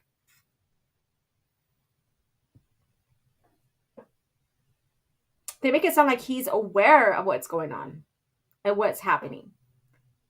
Which then makes it sound like he was aware that Palpatine was on the dark side.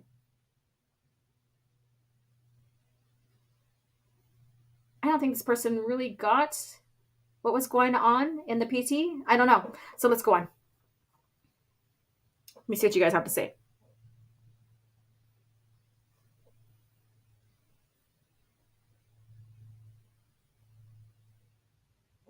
All right, I'll read those in a few minutes. Yoda is, of course, right that his Padawans can't grow unless they're allowed to make consequential decisions and even fail.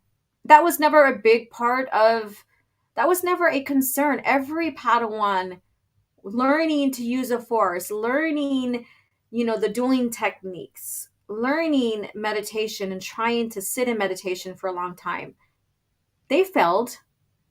That was never an issue, not even with Yoda, not even with even the masters.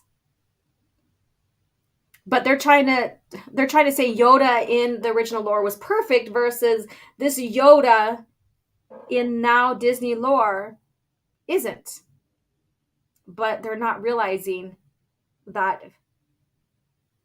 every person, when they're learning something new, they're learning new techniques, they're learning new skills, they're learning to hone skills, that they will fail. That's never been an argument whatsoever. But it's clear that he applies this attitude from far too early in their training. Oh, so there's a pivotal point when you have to apply this attitude? From the get-go, people will, from the get-go, when you're learning new skills, like when I go to my training and I'm learning reggaeton dance, which I know belly dance and other dances, I am still going to make some mistakes. I'm still going to make some mistakes when learning the choreography because I'm learning it. So is there really a pivotal point when you need to apply this attitude of allowing failure? No. Everybody learns at their own rate and all of that, their own capacity. Recently, it was revealed that Yoda spent years based on the backwater planet, and that's what I was talking to you guys about earlier, having committed himself to protecting its inhabitant. That's the attachment part that they are showing that Yoda had. While this was a righteous and heroic quest, it effectively took Yoda away from the Jedi Council for years at a time. So this, in the Disney lore, yes, Yoda kind of abandoned the order during some of his time. And this is during the New Republic era. So this is 200 years or closer to the PT.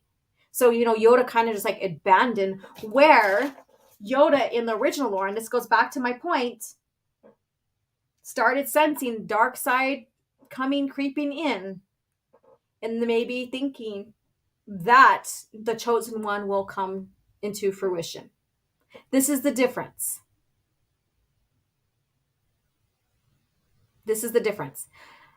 And and so because he did that, it softened his influence. So because he was absent for that long, attached to a group of people, beings on a planet, it softened his influence with the order. So meaning his Jedi really didn't have respect for him, maybe? I don't know. Ultimately, Yoda enjoys being free to wander where the Force takes him. Oh. So, when did he turn from being like Qui-Gon to being more rigid?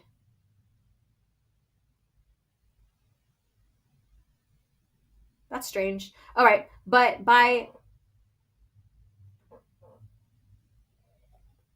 abdicating responsibility, he has repeatedly allowed darkness to fester into into a major problem. So this, see, again, he's allowing darkness, dark side, whatever you want to call it, to fester into major problems. So he's allowing this because he left for a while, attachment to a planet and people, trying to save them, what have you, which softened his influence. And so because of that, and not really getting into his responsibilities and stuff, he is now allowed darkness to fester. What about the other Jedi Masters that took his place? He's the Grand Master, but if he left, who was in charge? Where's their wisdom? Why is it all on his shoulder, Yoda's shoulder? Where are the other High Council members? Where is the next in line of Yoda in this responsibility? Yoda let Luke go fight Darth Vader before he was ready, resulting in Luke losing his hand and nearly his life, which would have meant in the end of the rebellion, or which would have meant the end of the rebellion and the victory for the Empire. Before that, Yoda dismissed Anakin's concern regarding visions of Padme. Okay, so this is where I'm like, what the fuck? Okay. Yoda didn't know it was about Padme. Anakin lied to him. Yoda gave him information based upon what Anakin gave him. He did not dismiss them. Yoda talked to Anakin about honoring people's death and not being attached to it, because that can lead you down a dark path.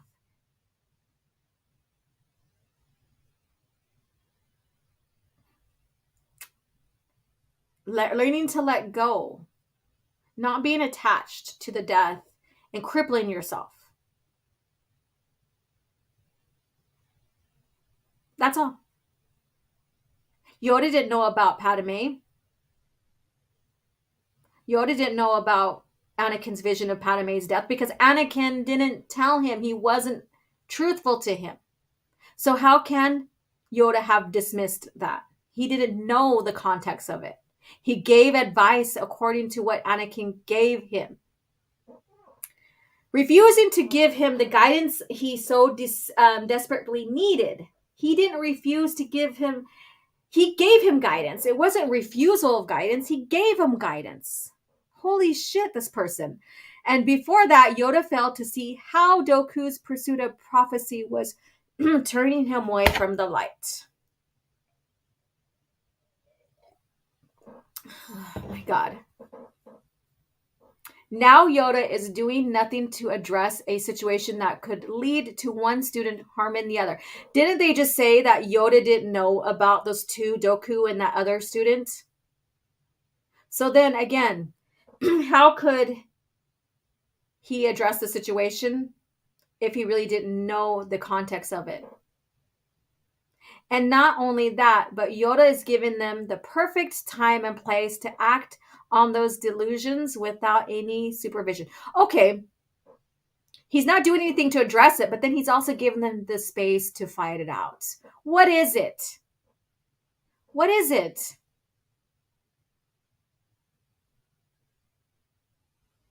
But then again, they just stated earlier in this article that Yoda didn't know about the two's dispute, their disagreement. Again and again, the Star Wars lore, Yoda does not truly watch over and guide his students. So this is the Disney lore. They're making Yoda be very dismissive, not watching over or guiding his students. Excuse me. Damn. I need to go gargle with some hot water and lime or lemon. I think it's my allergies in this damn weather. Which sometimes leads to them losing a limb and other times leads to the rise of the galaxy-wide fascist regime. Holy shit. Are you fucking kidding me? They're making Yoda to be this passive who doesn't really guide his students or watch over anything. And so then because of that, he's blamed for the rise of the empire. This is what's come of Star Wars, you guys. This is what is coming of the legacy characters George created. When you get into the Revenge of Sith, and I'm always going to quote the novel a lot more than the movie, because it has more context to it. It has more, there's more to it. There's more revealed in it and what happened during the time. You got more thoughts, personal thoughts of Yoda.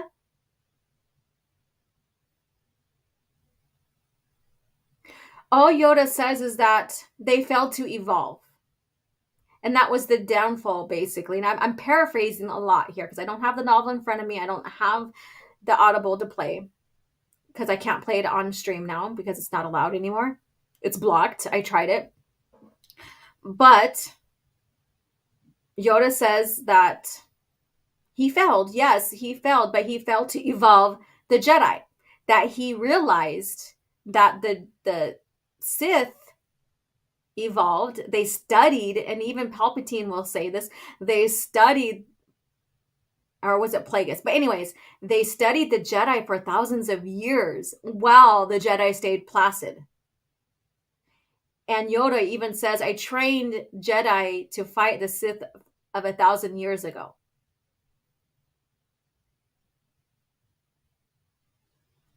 Now, Yoda saying that he trained the Jedi, and Yoda in the original lore, basically had his hand in with supervising and training the Jedi during his lifespan under the Order. That's not being placid. That's not, the lack of watching and guiding his students, these students. That is being fully involved as a master, then as a Grand Master. And then so they say they end it, and all because Yoda prefers to be a hands-off master in to his Jedi charges. So this is where you have it. Yoda was very active in the original lore, still seeing his thoughts, his failures and stuff, because they failed to progress, evolve the Jedi. And that was part of their demise. To the Disney Lord, where he is a hands-off, very passive master.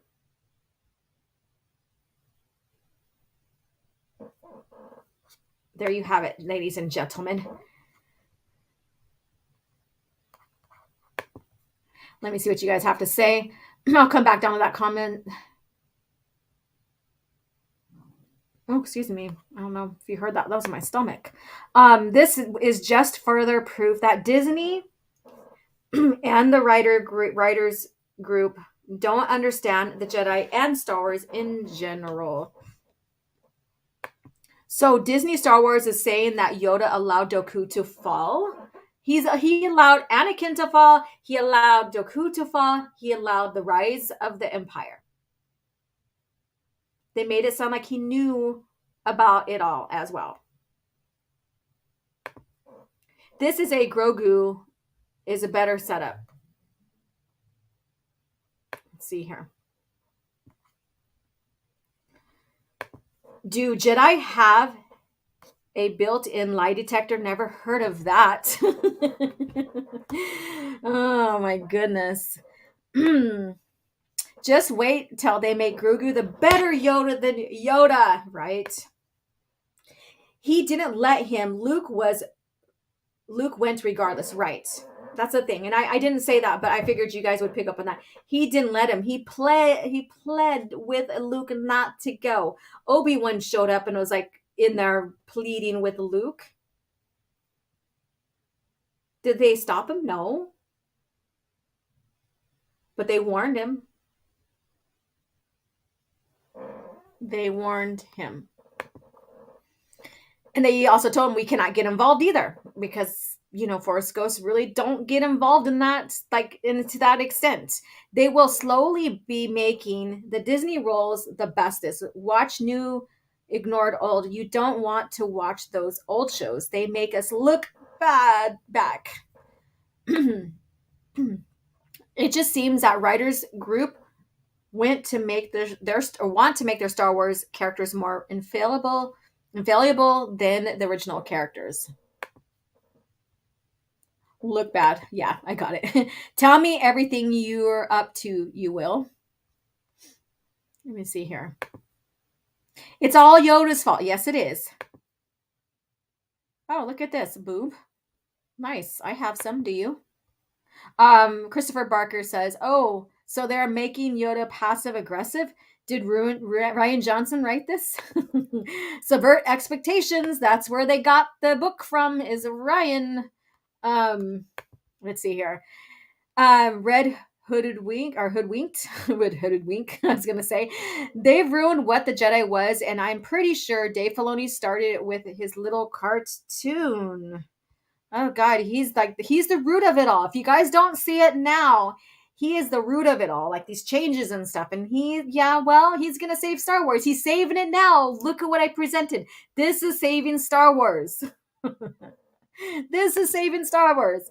Disney can't write, but hey, at least they have space dinosaurs now.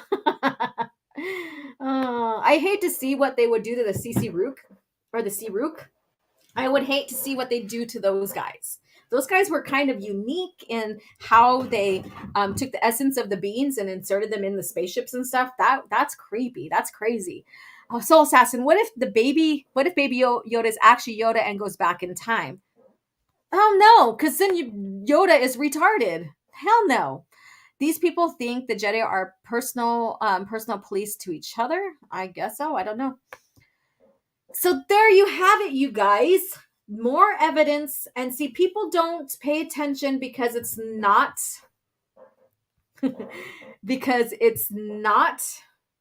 being shown in the shows right now, or any kind of show, any kind of film, any kind of cartoon series.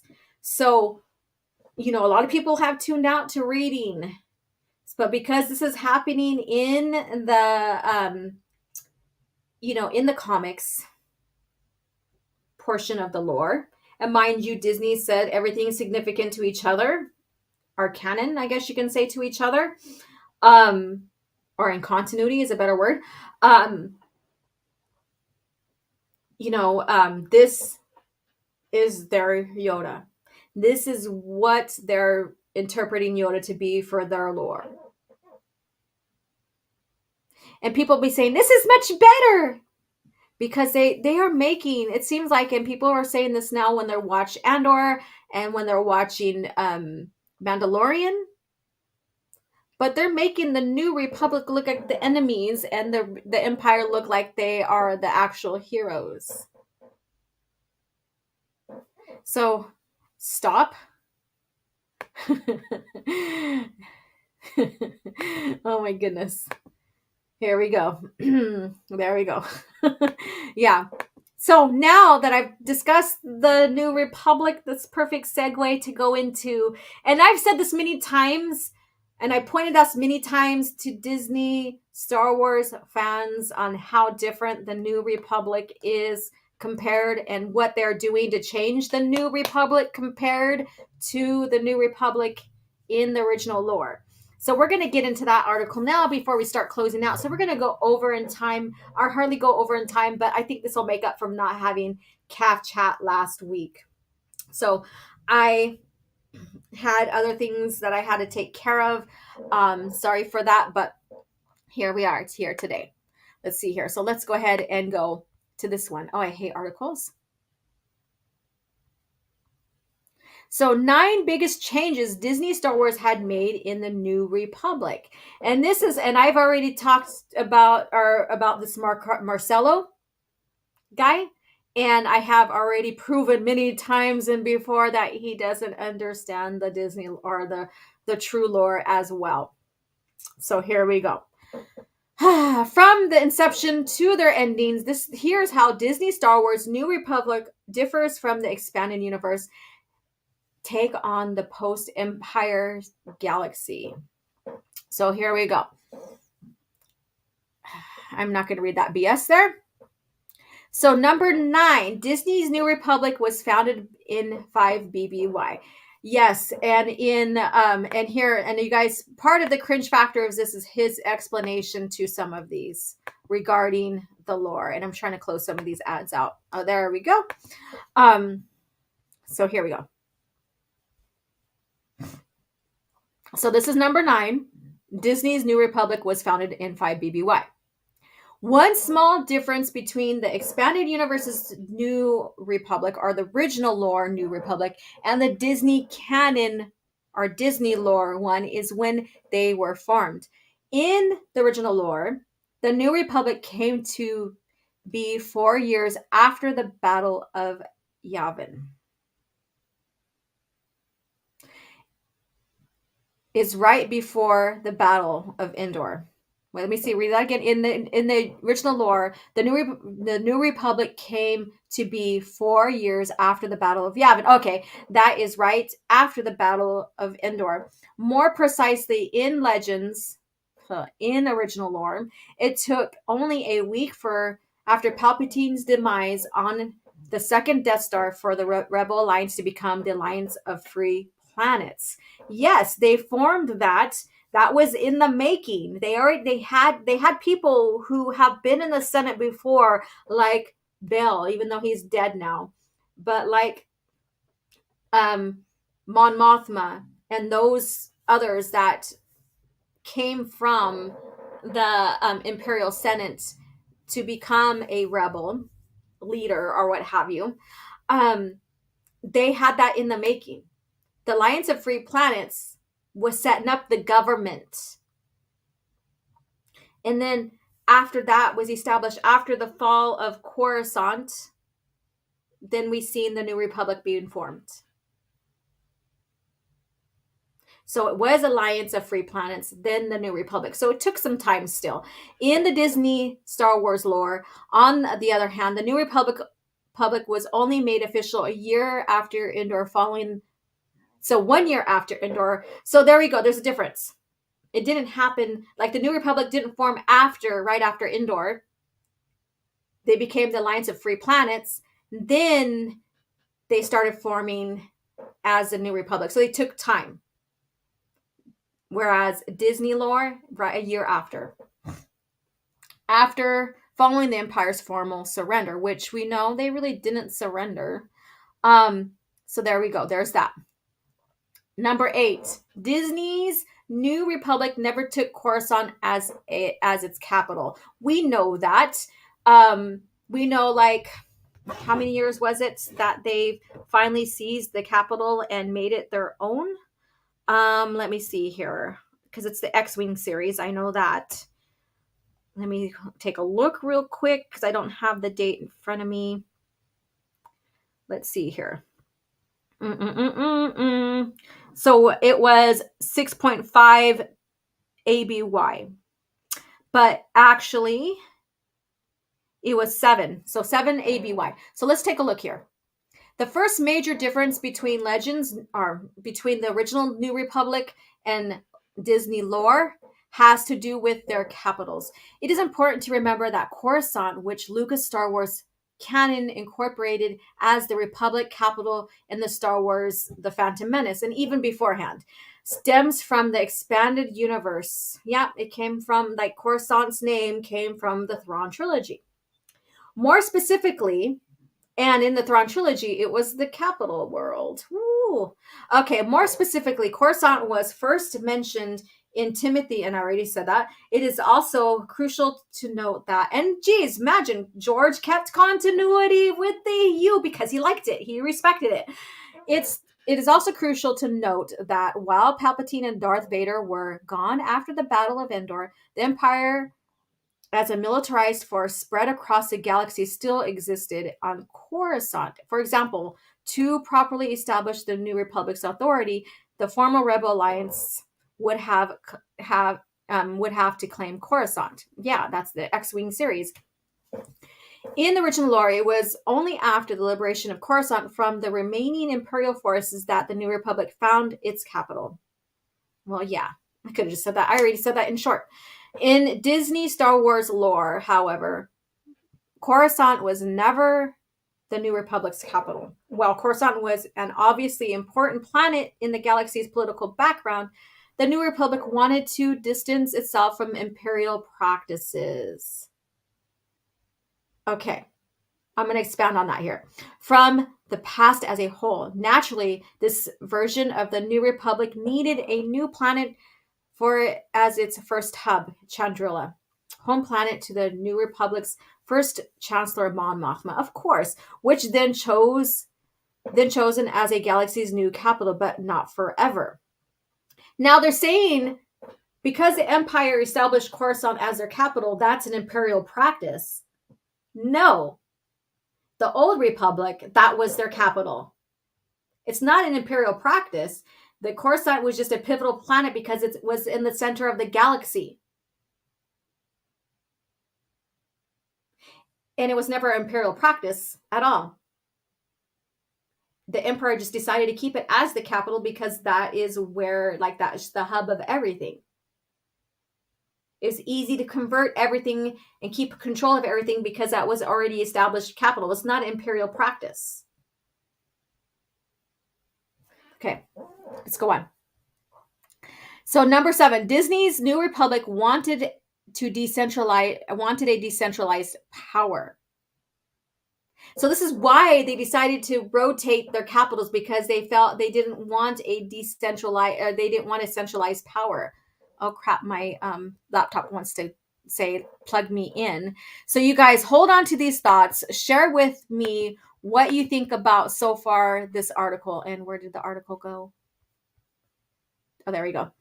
I'm gonna go grab my my cable, my plug. There we go. I'm going to go grab my charger real quick to plug the laptop in. So let me know what you think about this, because it was never an imperial practice for a centralized government or keeping the capital as Coruscant. It was always a practice of the galaxy to have Coruscant as the main capital because of its location. But I'll be right back real quick. So keep that in mind.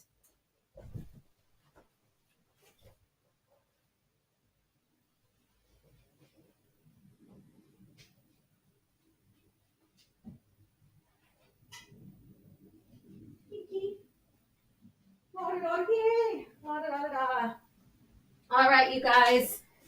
And when you look at the history of like established governments in reality and in lore, there's always one centralized location, because it makes sense. You're going to have your headquarters there. Why are you going to move everything around and compromise important data by moving from capital to capital when you decide to move?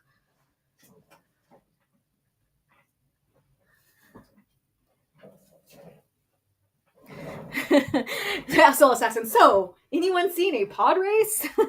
I'm back. I'm plugged in. I'm not going to lose you guys. Okay. Let's see here. All right. There we go. So that's the centralized government has always been the practice of any type of government, because again, it's feasible. It's easy to keep everything in one place. In one place. When it comes to the galaxy's capital, Disney's New Republic differs from both the original New Republic and their own lore, Old Republic, or and their own, and the canon Old Republic are the Old Republic. So they differ in a sense, but then their capital is the same. I mean, because you're talking about generations, decades, centuries between the two.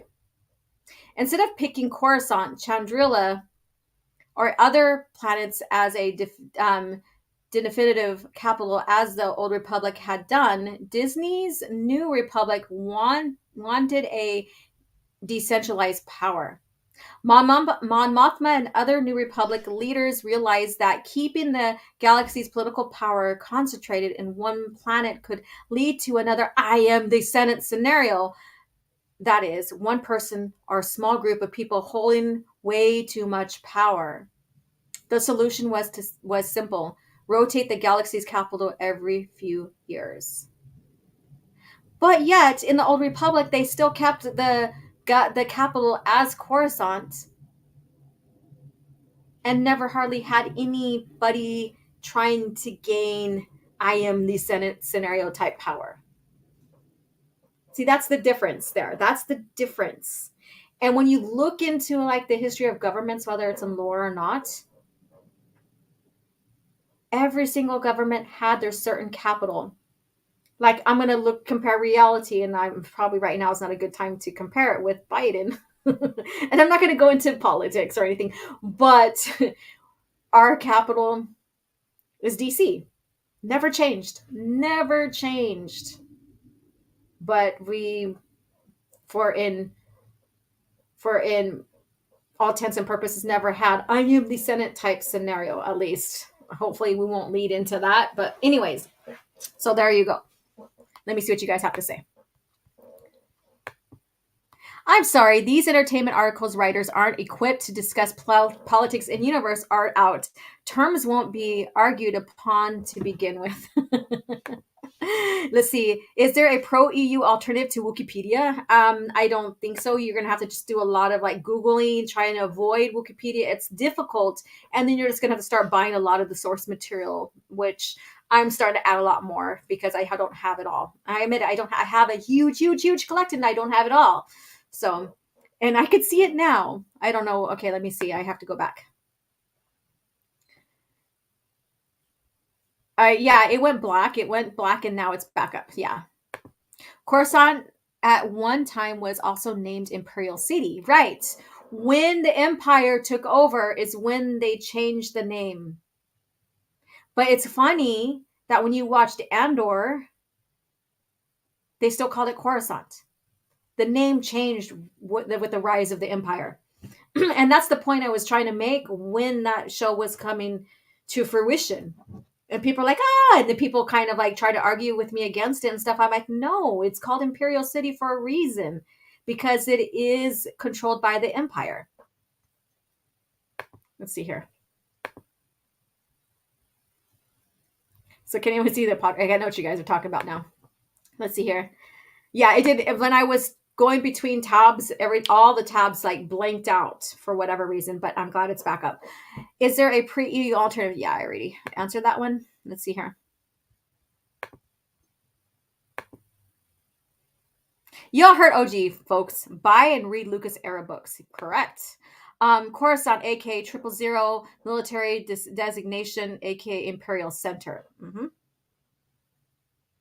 There you go. So as the Empire started taking control of Coruscant, it turned into Imperial Center, Imperial City, all of that. So you had that same planet, new name, new name. So let's go ahead and go back to the article. I'll take this down here. We won't be long here. Number 5, 508. Oh, that's just an article. I'm not going to read the rest of that one. Disney's New Republic wasn't attached to a Jedi Order. That's the huge mistake that we've been seeing as of late, is making Luke less successful as the predecessor to the Jedi Order, to the new Jedi Order, to what Yoda envisioned him as in the novelization Revenge of the Sith. So we'll go with that. And all of these I have pointed out. These are the differences I pointed out without this article here, but I don't have the same stupid excuses as this person does.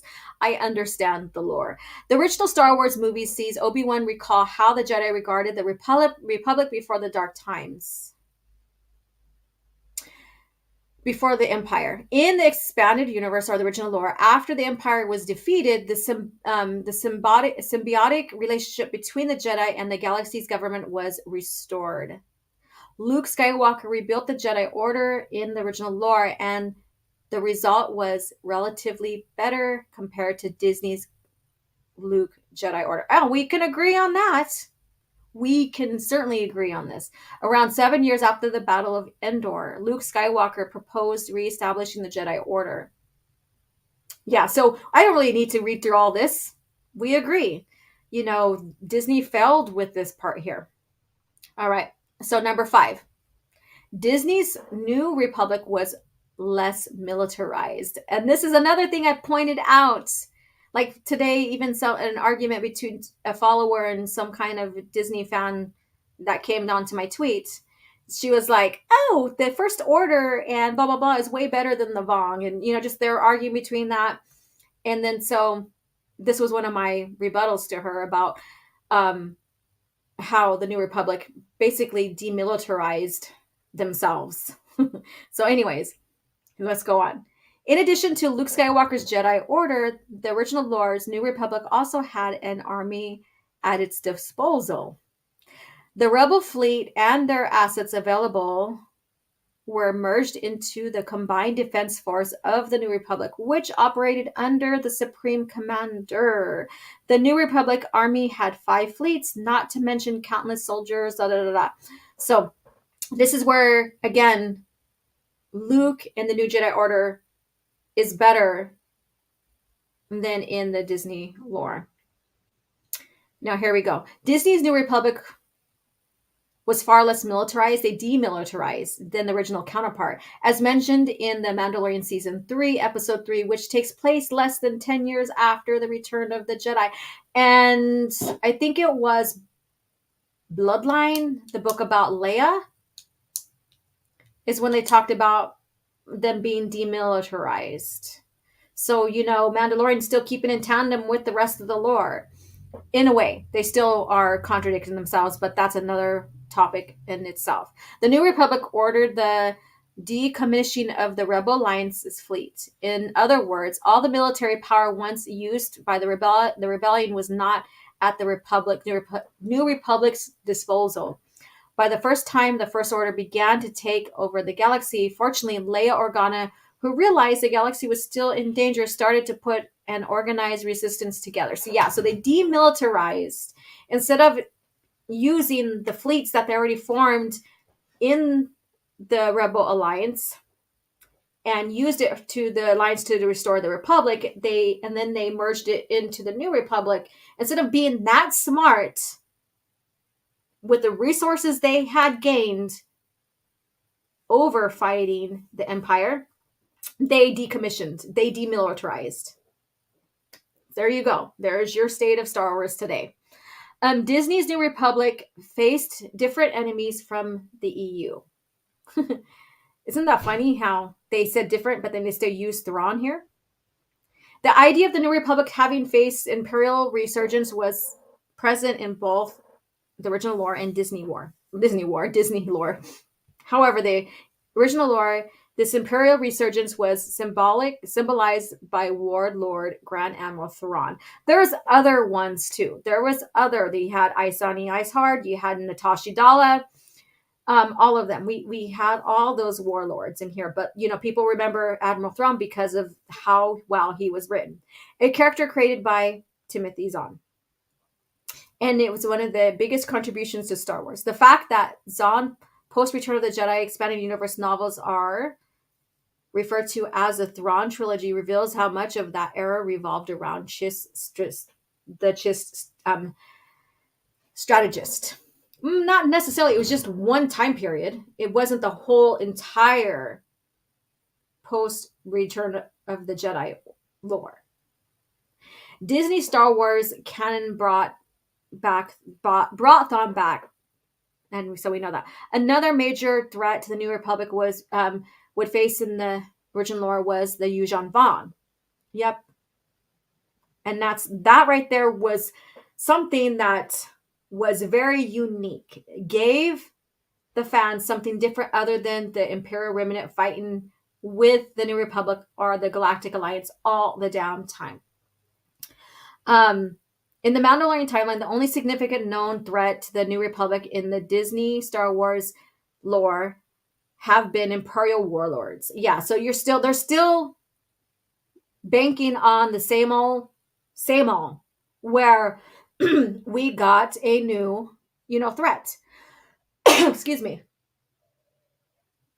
Number 3, Leia never led the New Republic in Disney canon. Yeah, and like I said, because they made her look like a villain because of who her father was. Despite her being a war orphan, basically, that's what she was in a sense. And there goes my voice. Excuse me.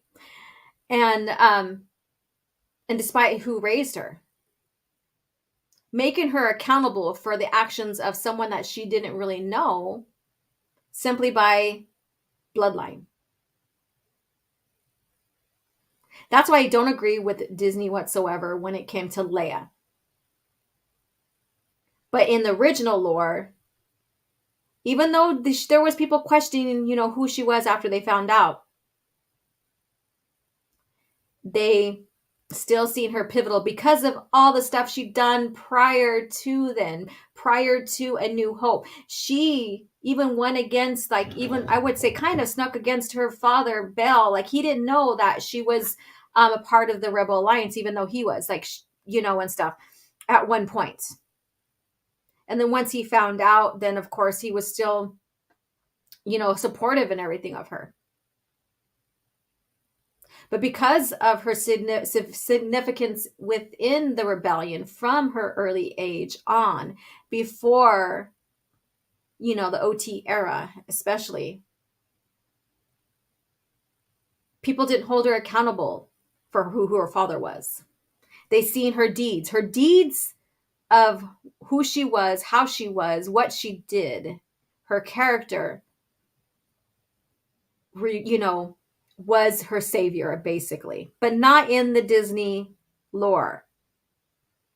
because of course you have to hold people accountable for their ancestors past. That's all I have to say about that. I'm not reading that. Number 2, both New Republic were destroyed in different circumstances. Now, I had a discussion that resulted in this guy just blocking me, which is fine. That's his choice or whatever. But he was sharing how the Vong versus the First Order were exactly the same. Like there were the similarities on the fall of the New Republic. And no, they weren't. They were different. They were different circumstances. And the New Republic never fell under the Vong. They still stayed intact. Coruscant fell. Coruscant fell. The New Republic still stayed intact. They moved their location, of course. And their Senate moved, of course. And then they had a new election, which Cal Olmos was the one to now be elected in. And then they made alliance with the Imperial Remnant, Pelion and them, and then they changed the name to the Galactic Alliance. Yeah. So that's that. So I'm not going to get into this any more than what I said, but these are not, the New Republic was not really destroyed by the Vong. They still survived. The Coruscant was. So this right here, the New Republic wasn't destroyed. And number 1, the galaxy's future post New Republic is a Disney Star Wars mystery. And of course they have to show this here. So we know what happens afterwards. We know that the New Republic, merged into what is called the Galactic Alliance. And we know that generations after, you have the Fel Empire and all of that. So we know the history of the New Republic going forward until the buyout of Disney. And they still haven't, did anything yet with this timeline here. So there you have it, ladies and gents. There you have it.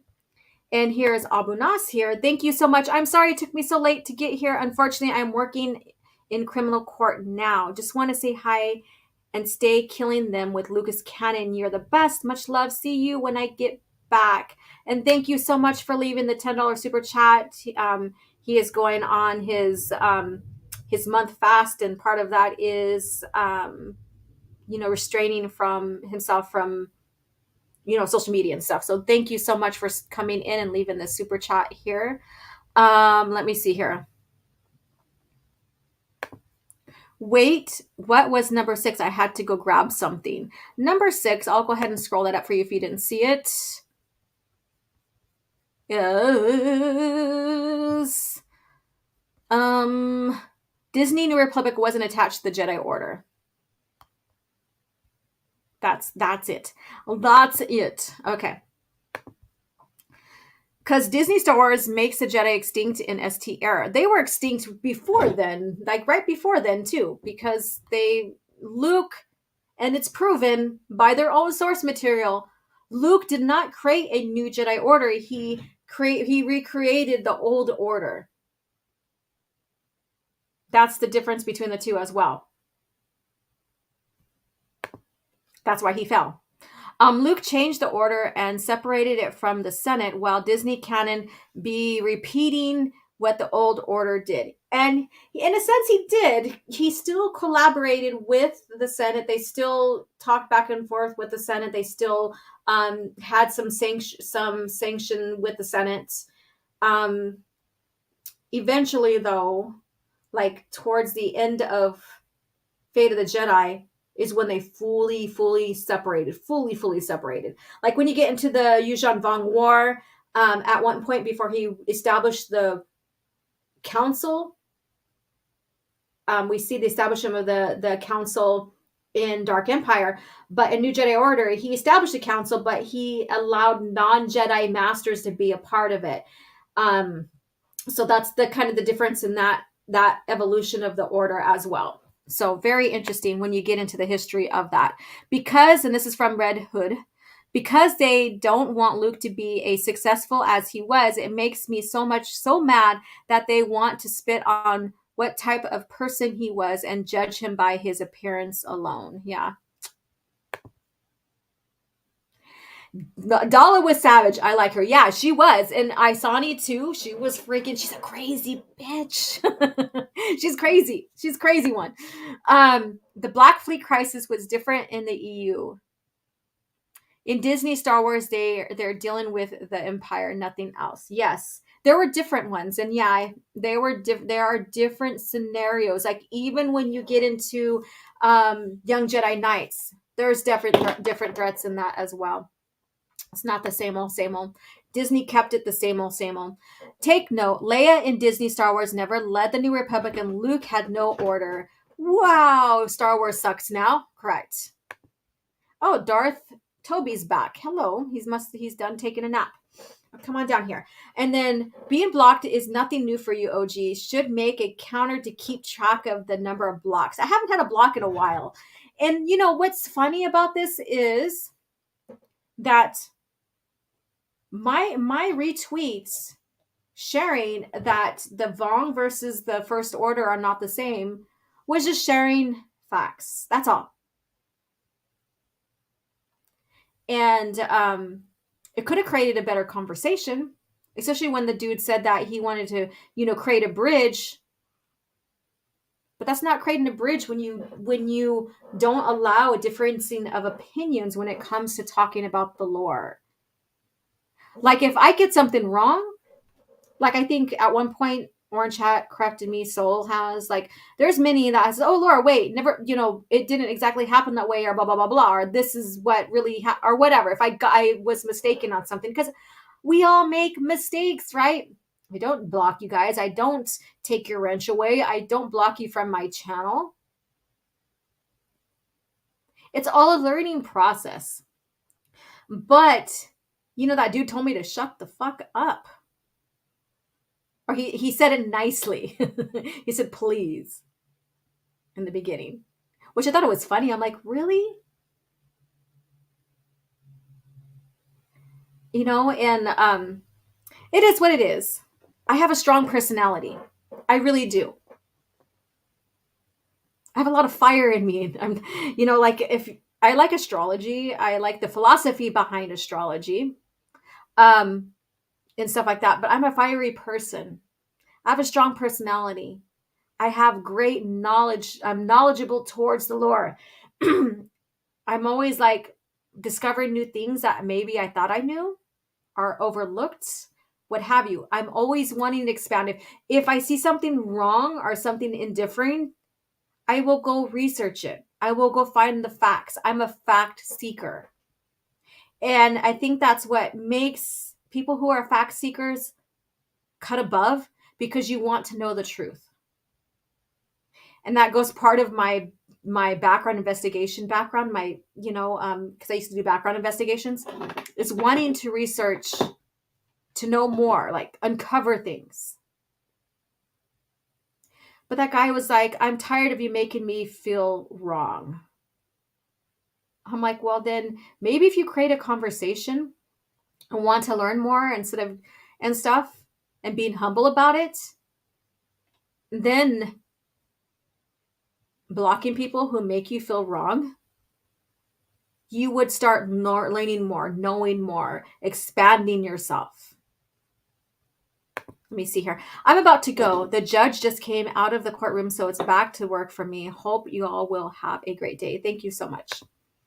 Okay, so we're almost like at half an hour into over 2 hours. So we're going to start closing up here. That was the dumbest scene in cinematic history. Let me see here. Oh, about Ray. I'm back. We still live. Yes, we are. I'm going through these last bit of comments, and then we're going to start closing up. Watch Disney Stars will have their version of the Yuuzhan Vong War. Well, they're trying to set up a similar type creature from what I'm told and seen, but they're not the same. When you do a 2.0 or a reboot of something, the original is always the better choice. And that even goes with Thrawn. Like when you look at his facial features, all of that, it's very different too. and how he strategizes. Remember, Jar Jar Abrams wanted The Force Awakens to emulate to the original trilogy, to pander to what I call Star Wars purists. Yes, that's so true. Facts are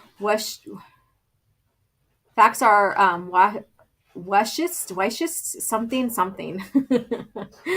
Okay. Our corrections are not done out of malice. Unlike the fools on Twitter, our corrections are out of care and bond. Well, yes, you could say that too. It's like, hey, dude, no. I don't know. And let's see here. If Yoda is making all these mistakes, I'm doing all right. Let's see here. At OG Star Wars, was that the one who told you to go to work? No, it's a different person. It's a different person. I don't know who this person is. OG doesn't bend the knee.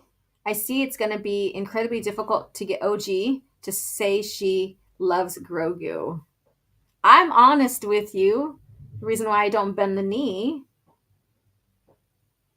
And that's all I have to say. The Greisch, or whatever they're called. OG wants to read that as Washichu. Yes. I know, it's again like, what? Washichu. If you guys don't know, that is called Fat Taker, which my people called the settlers who were taking the land and all that, Washichu. Yeah. I got bug out, guys. Doctor's appointment. Take care. Peace to you too as well. We're getting ready to Wacious. I seen what you did. Okay, I was kind of confused. I'm like, what the hell is he trying to say? But have a great day and have a good doctor's appointment. Hope all is well. And thank you guys. We had about 1920 steady viewers here for a Thursday morning. Thank you for staying overtime with me on Caff Chat. I appreciate every single one of you guys. You guys are amazing. Thank you so much for your continued support. I do have that major manufacturer EU short coming up. I have to just do the voice layover. I didn't do it last night because I was doing so many things and just tired. So I'm going to let my voice rest and get that up so you guys can have a new EU lore short. And for me, because I will be traveling and gone for the weekend, I won't be on the spacing, but please go over, watch, and support. I don't know the topics, but stay tuned for the link and stuff, and I'll share once it's made and stuff on the topics and everything on Twitter. So thank you guys again for your continued support. Sorry we didn't have a poll. I will do another Mandalorian. I will choose them probably close towards the New Republic era. I don't know yet. So I'll do a specific era of them, and we'll go from there. So thank you guys again for hanging out with me and listening, talking, discussing Star Wars lore, cringe factor, all of that. You guys are amazing. And stay tuned next Thursday for another Caff Chat. Have a great day. I had fought the worst of all wars and witnessed the redemption of evil. I have seen balance restored to the Force. But order can turn to chaos, as it did when I was born. Now, with my loved ones and my loyal allies, I face a new challenge unlike any before. And I'm not sure at this time we can win. Star Wars Vector Prime by R.A. Salvatore, the first novel of the new Jedi Order.